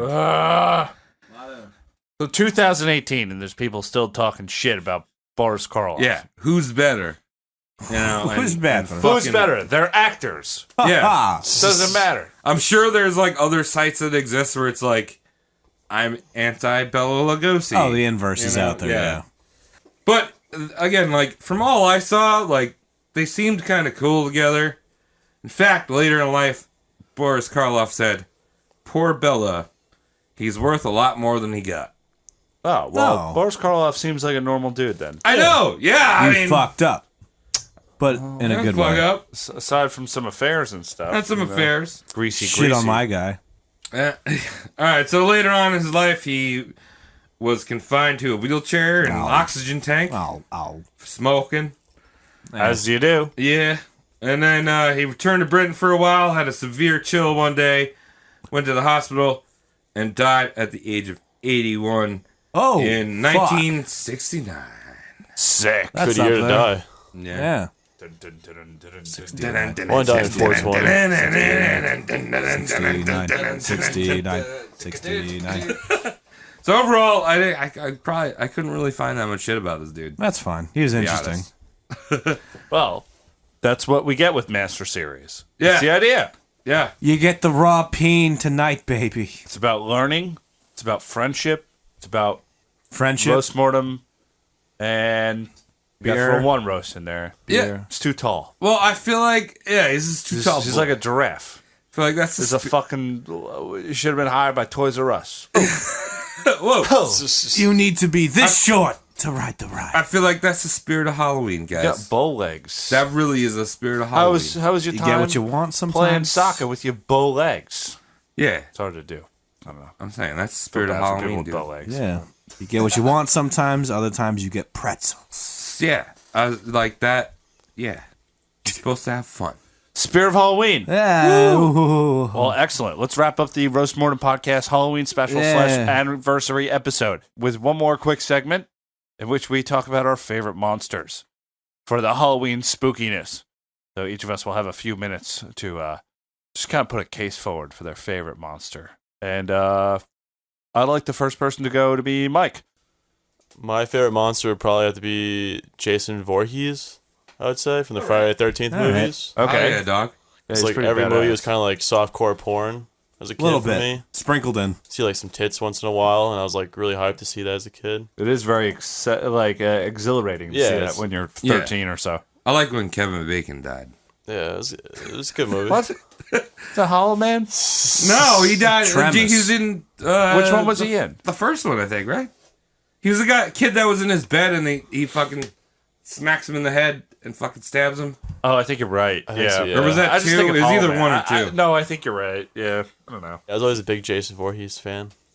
Nice. I was always a fan of like the hockey mask and shit. I don't know, I thought it was cool. He only rocked the know. hockey mask after The was it the 3? second It was movie. burlap No, early. like right? halfway through the second movie, he got it. I think Uh, he had a potato sack on his yeah, head he had for the a while. potato Burlap, sack, and yeah. then the first one was his mom's. Sure, Yeah, yeah, it was. spoilers. Yeah, it was Miss his mom, Voorhees. yeah. Jason Voorhees from Mike. Who's next? So mine is the Kappa. What's the Kappa? I brought up the Kappa in. Is it a frat boy? Yeah, it's a little Kappa Dangus. Kappa Phi, Beta Phi Kappa. So I brought up the Kappa during someone's obituary at one point. You did. I did. Wow. But I'm going to explain it a little more. So the Kappa is a Japanese mythological creature. Uh-huh. Kappa is a combination of two words, kawa, which is water, and warawa, which is Fucking with me. which Fuck is you. Stupid. which is child. Water truck. So he's water boy. Adam Sandler. He's a little Hey. water boy. So the Kappa, he lives in the ponds or rivers. He's a green man. He's all slimy. He's got a turtle shell, and he's about the size of a child. This sounds like a good boy to me. Sounds like a good boy. Stays in the water. It's But- where Koopas come from. Yeah, he's also got shitty oily head of hair, and in the middle he's got a thing they called a Sarah, which is a bowl or dish, and it's filled with mystery goopy water. Really? Yeah. Do people drink out of it? No. Well, you could, but basically the thing about this thing is that as long as the cap is outside the water, he needs to have liquid in his Sarah because that's his life source. Yeah. And if it spills out or dries up, the Kappa is frozen and can die. Like a Oh. husk. Yeah. That's scary. Yeah. Well, why is he all scary then? Well, I mean, he's scary because he's a man who lives off dog water. And he usually has a duck bill, right? He's like a dog boy. Yeah, He's got a little good dog snapper. boy. He's a good dog boy with a dog ball on his head. So why is he scary? He's a mischievous creature. A what? He's a Mr. Fish creature. Mr. Fist. He's a Mr. Fish creature. And he would often pull people into his watery home just to say hi. Hello. Oh. Hi. Yeah, it's like, I'm going to drown you. What are right you now." doing? I'm late to work. Why am I here? But when he's on land, he would scavenge around for his favorite food, cucumbers. Are those near riverbanks? I don't know. He's just fucking floating around looking for little dongs. Little fucking vegetable dong. Ah, that's amazing. So, again, like, what's really scary about a little vegan turtle boy? I don't know. I got doesn't seem scary at all. Well, he has some other favorite foods. Where are you taking us? I love how I'm doing this like I'm a 13-year-old boy doing a You are. presentation. You're doing a school I'm so presentation. excited He likes for it. cucumbers. For a teacher named like Mr. Erickson or Mrs. Sangle. Yeah. So his other favorite foods include the flesh and blood of human horses, cows, and... Wait, did I say human You horses? said human horses and cows. Human horses and cows. Those were his favorites. Yum. All right, so the cucumbers are just a treat. Yeah. That's the garnish. So that's a starter. That's Mike's lettuce. That's the No, phallic garnish. actually, his number one treat is something called the Kursakadama. Sounds good. And that is a mythical ball that's said to contain the human soul. Now, where would Hey. you find said ball? Swamps? Kind of. A human swamp. Basically, their anus.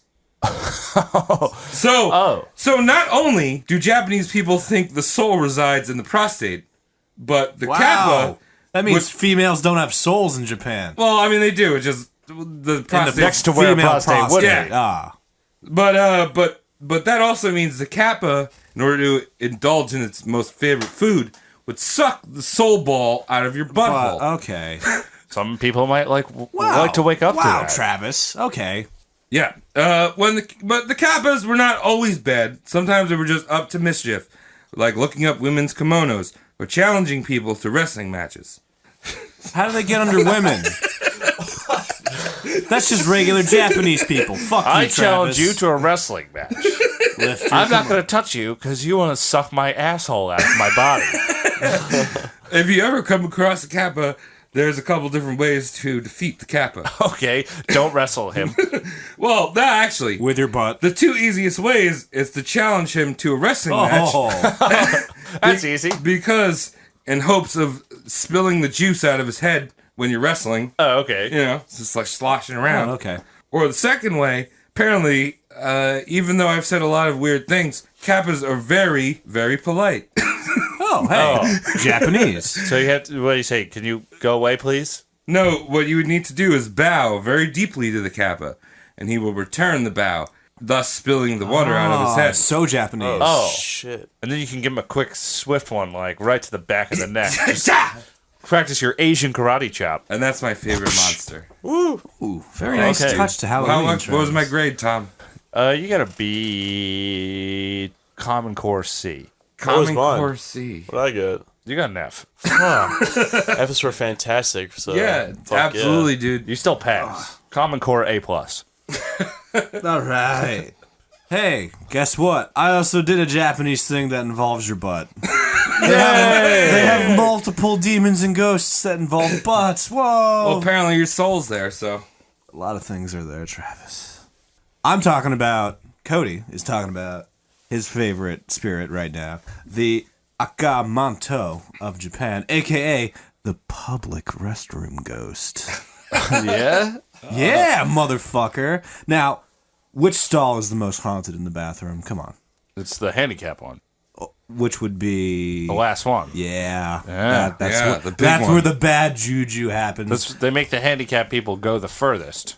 To fuck with them. Fine. Do you think about it? That's pretty bad. The most haunted one. Working them out. You're fucking I never thought handicapped, about bro. that, but it's true. Get in there. What?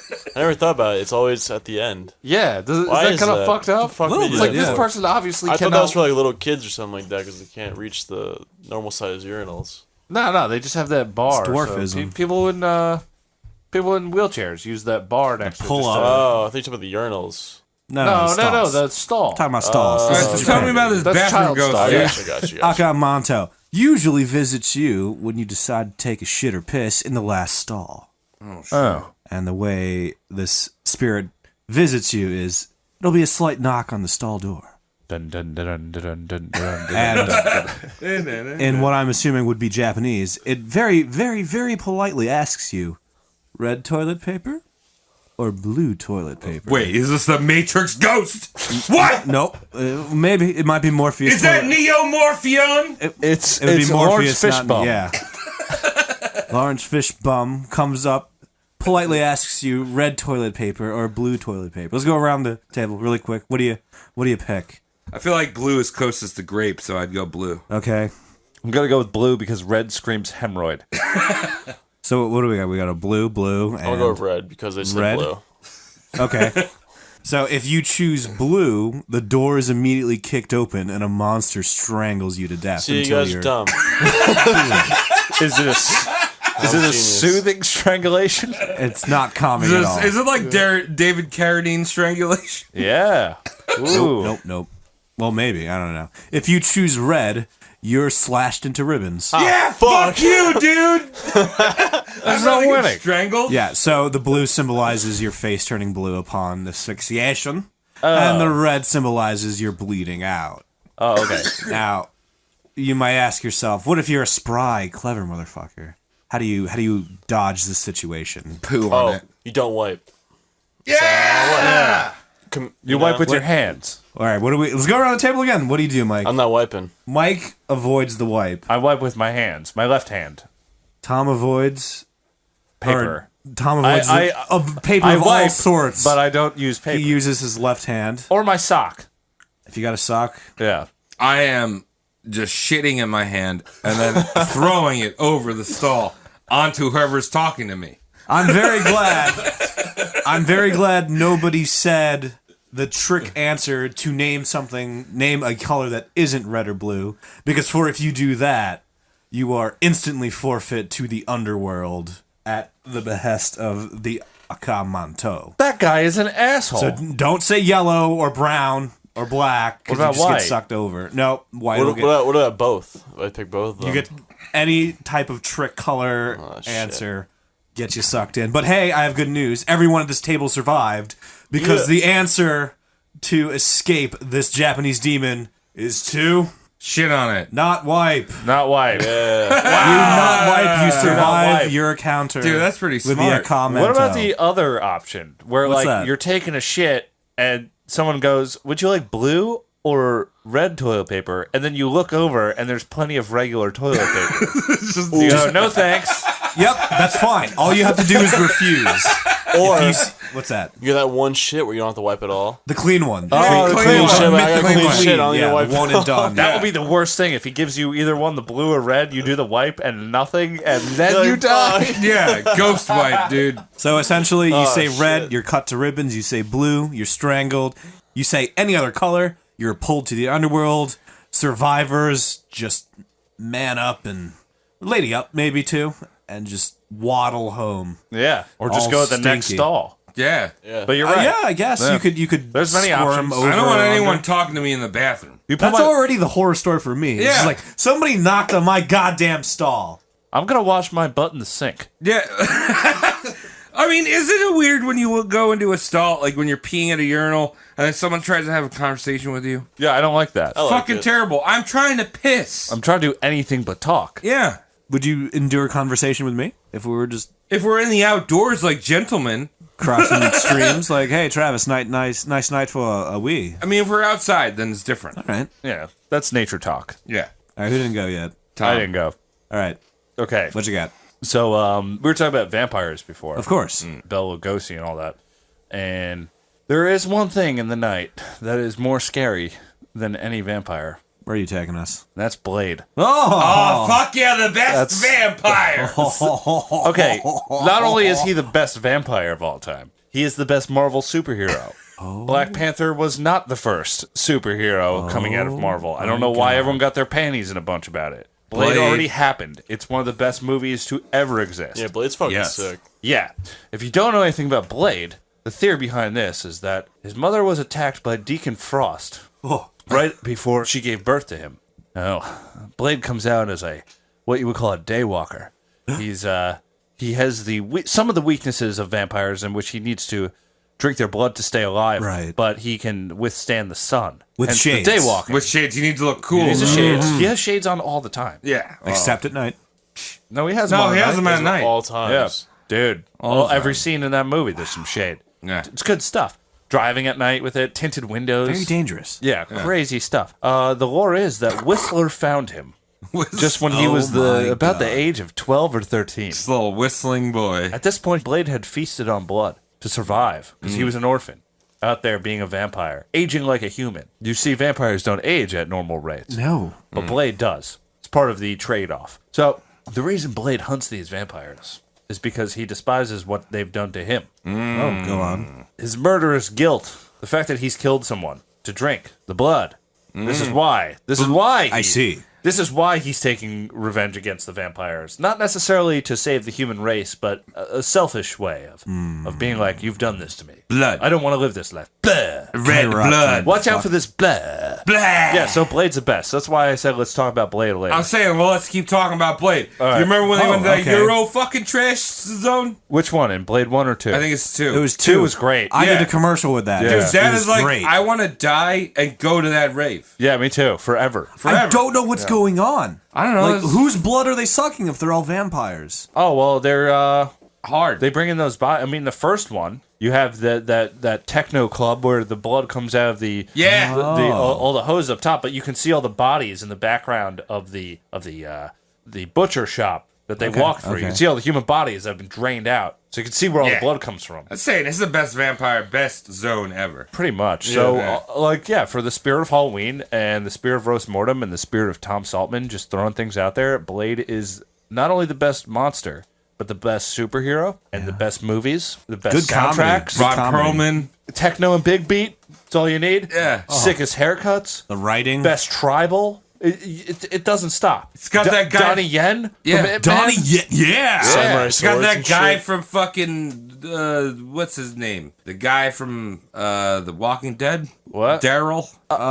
He's in it. Fuck, why am I so What bad? episode? What one was he in? The guy with the crossbow and what? Oh, he wasn't too. Yeah. What was his name? Norman Reedus. Thank Norman- you. Why was I so Norman bad on Norgan that? Screech. Norgan Scraggs. But anyway, Sorry. Blade's the best. Blade 3 is not that good. But Blade 1 and 2, just fantastic. I just gave away. It's all spoilers, but that's what Halloween's about. It's a treat. Yeah. Or a trick. And Wesley Snipes' price is worth it. $40 million a movie. Flat rate. Flatter Flat than his top haircut. That's right. Okay, anything else on this podcast? I think that's it. All right. Treat, motherfucker. Yeah, thank you for tuning in to the Roast Mortem first year anniversary Halloween special it's extravaganza so good. master series with Boris Karloff, Bela Lugosi, and Lon Chaney. Junior Junior. and senior. And the little senior. Oh, Cini. Oh, I'm just say. That's so hilarious. So go out there, eat your candy, because tomorrow you're gonna wake up with the beaties.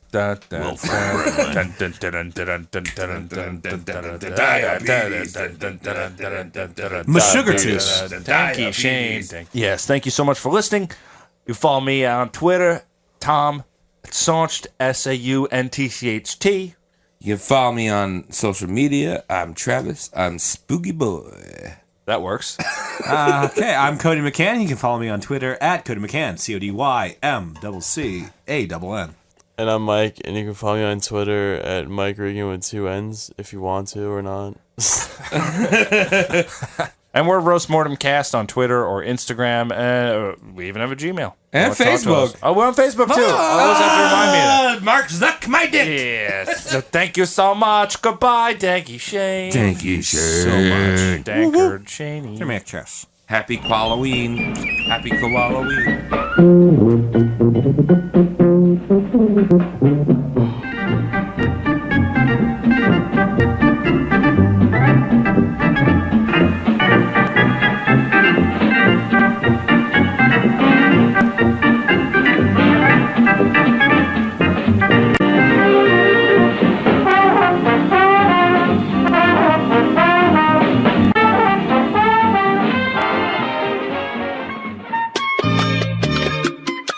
Hi there. Do you like what you just heard? We'd love to hear back from you. Yeah! You can follow us on Twitter or Instagram. Yeah, that's it. Roast Mortem Cast. Yeah, that's right. That's us. That's us. And if you tag us on either one of those social platforms, we will write an obituary for you.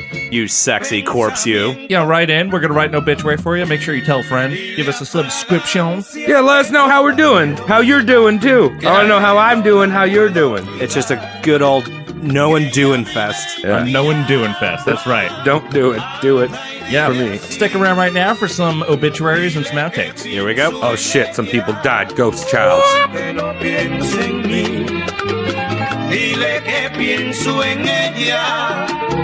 Dude, I want to turn into like a dumpling. Have you ever turned into a dumpling on a Saturday? I'm gonna turn into a got you dumpling pretty like good there, every Mike. other day, bro. You are a steamed baby boy. They got you pretty good, the dumpling bit there. I once Matt went hungry, into that's a why. steamed room. You went to a steamed room. That's the saunas. A Sauna. Wait, did we finish the show? We just finished it. Oh, can we go to the steamed room? Yeah, let's go to the steamed room. Oh, okay. But we have to do something first. Yeah, we made it to the end of the episode. Oh, so, hey, and we hello. got some obitches. Obitches. I love obituaries. Very organic how we rolled into this. I'm all a shiver. Yeah, stay a shiver. Tom, can you hook us up with the first dead idiot? Yeah, I will. Now, A loving idiot that we cherish. Shut up, Cody. enough of this. So, our first obituary is not for one, but two lovely people. We got a BOGO deal? Yep. Oh, shit. Travis. And it's the collective anti-social entertainment podcast, which is Riley and Robin. Oh, hey. A podcast that I joined just the other night. We had a fantastic discussion. I got really drunk. I forgot about what I was saying, but I felt like a child by the end of it. Because you know when you just let it all go. Were you a child? I am a child. Oh, yeah. I'm still a child. No, they're great folks, and I had a great time talking to them. So now I cool. get to kill them. Hell yeah. Can we have them on the cast? Eventually, we talked about it, so I'm in. Yeah, that'd be cool. The premium Discord. Come Yes, touch us. Exactly. But this is how they die together. They were having lunch together at Taco Bell, and inside of their burritos that they were biting into were none other than the burrito banditos. Whoa, in the burritos. That's right. Inside the burritos. Okay. And these are two infamous muchachos who steal pesos from their victims through nipple twistings. So they're south of the border. Just if they're stealing pesos. Well, I mean, there's a conversion there. Okay, You know, okay. it's Well, Tom, you gotta explain how they come out of the burrito. Do they just like... so imagine you. It's like a genie. You just gotta rub the burrito really feverishly. Yes, you bite it. You bite it like a shark. That first knob, and then, so they have a mouthful of burrito, and then two hands come out and just reach them nips and start from the burrito. It's the worst burrito I've ever... Twist them. They're not stealing anything. And they're trying to scream because they're getting twisted on. But they can't scream because they got a mouthful of burrito. Start choking on rice. Who chokes on rice? Am I right? I am rice man. So this is essentially their doom because they cannot yell. They Well, yeah. cannot yell for help, can't and they put the cannot. burrito they down. can't put the burrito down. It's so delicious they can't spit it out. They're just choking on it's rice. lodged onto and, them, yeah. Rices and beefs and chickens, Nipples. all the good things that Taco Bell has to offer. And Salmon. It's very important to note that the burrito banditos only go to fast food restaurant joints. Well, I would expect that. They only go to quality joints. Exactly. Right. So here we have our two friends choking to death, and they're dead from it. Can you believe this shit? Fucking killer burrito attack. Yeah. No one sees Just that imagine coming. you're not able to do anything because your nips are getting twisted so fucking I don't need to hard. imagine any of that. I think that's... You gave them a very good death. That's how I want to go that way.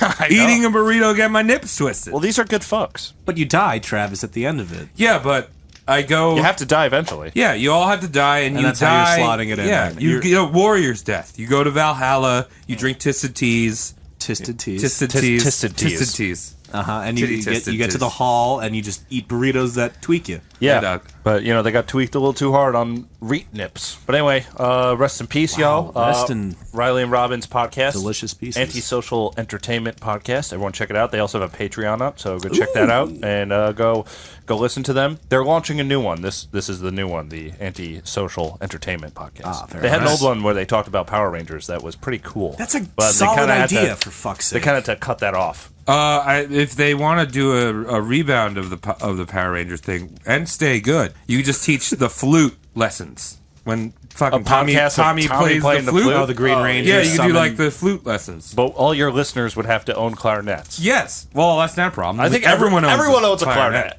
Everyone Or at knows least a has recorder. Everyone has a younger sibling, older sibling, or a cousin that has played the clarinet, and it's just in their attic. Yeah. All you need is a new reed. Yeah. It's use the same one, you Yeah, idiot. so Yeah, run true. up into your attics, rustle through all of the boxes, and if you find a clarinet, especially one that has testicles, that's a good one. Take that one. All right, Cody. Who else is a dying person? The nice people that have to die.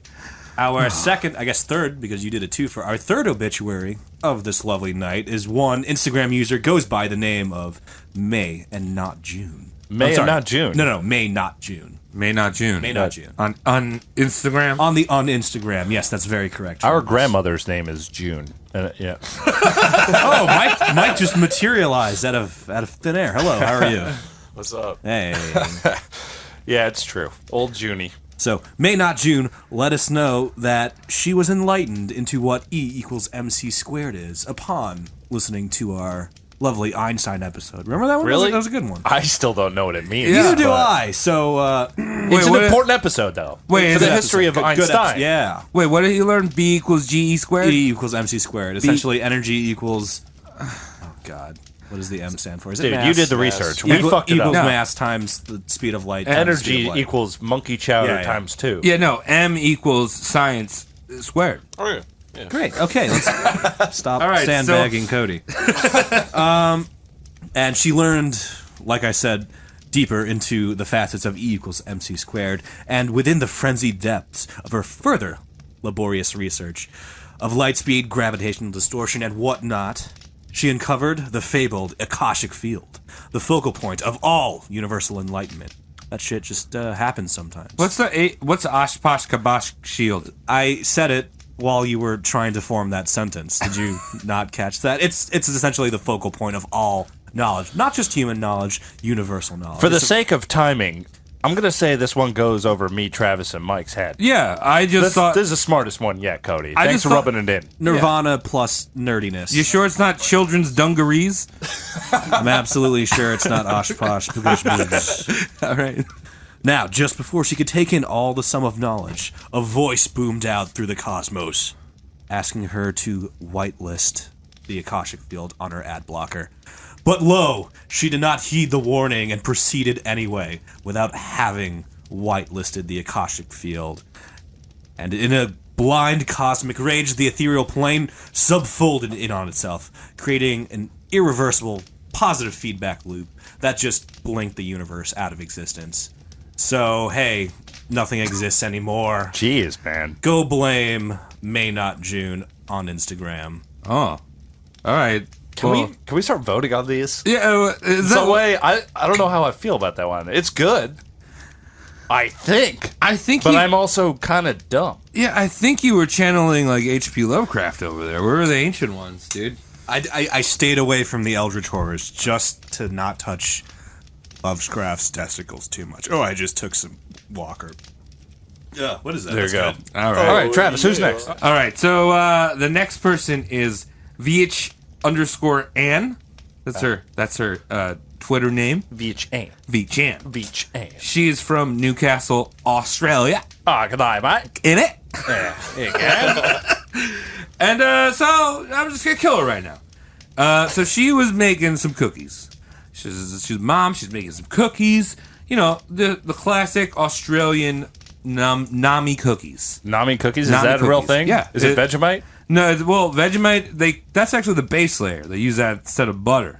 Like, that's how they coat the bottom. Why of did the they pan. do that? Yeah. Why? Everything tastes like And then- hard vegetable. Yeah, and then the other ingredients are koala and man o' war chips.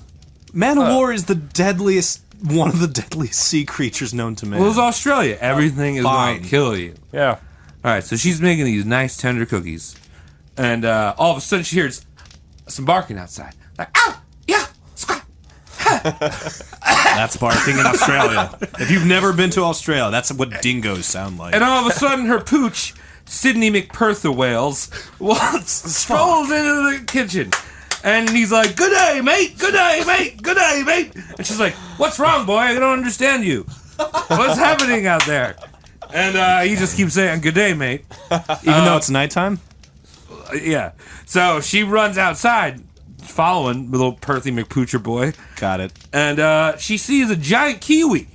And the kiwi's out there. We don't know what you the mean. bird or the fur? Or the the bird. person. The bird. It could bird. be the person. We're in Australia. It's right over there. Yeah, it's right. It's Well, close. Yeah, he's a New Zealand bird.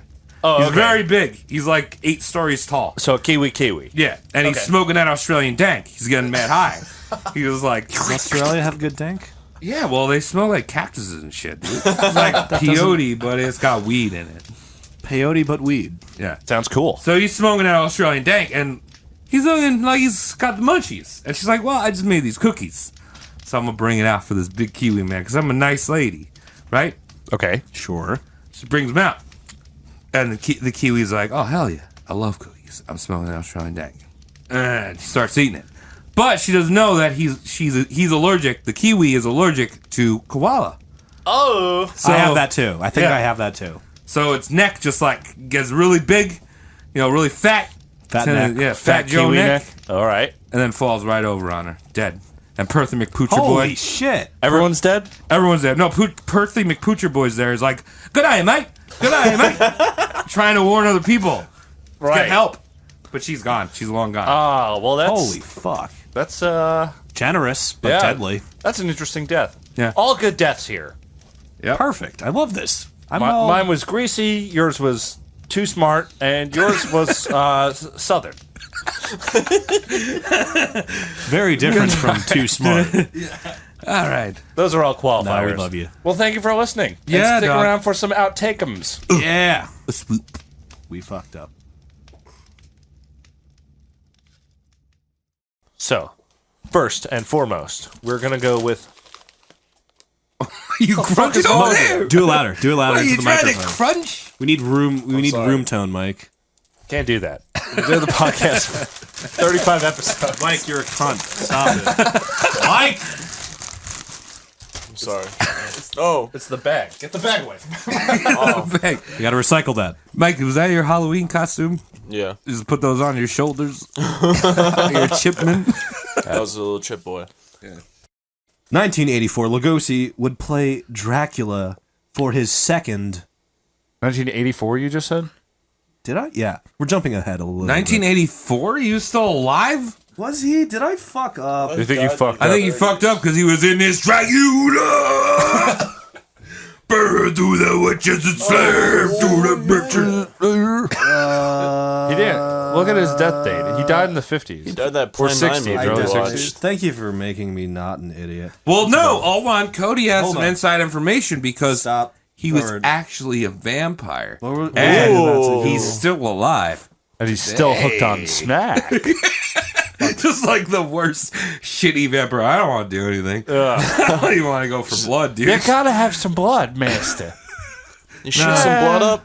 Yeah, he's a SoundCloud rapper now. Little Drac. Can you give me a bottle of syrup?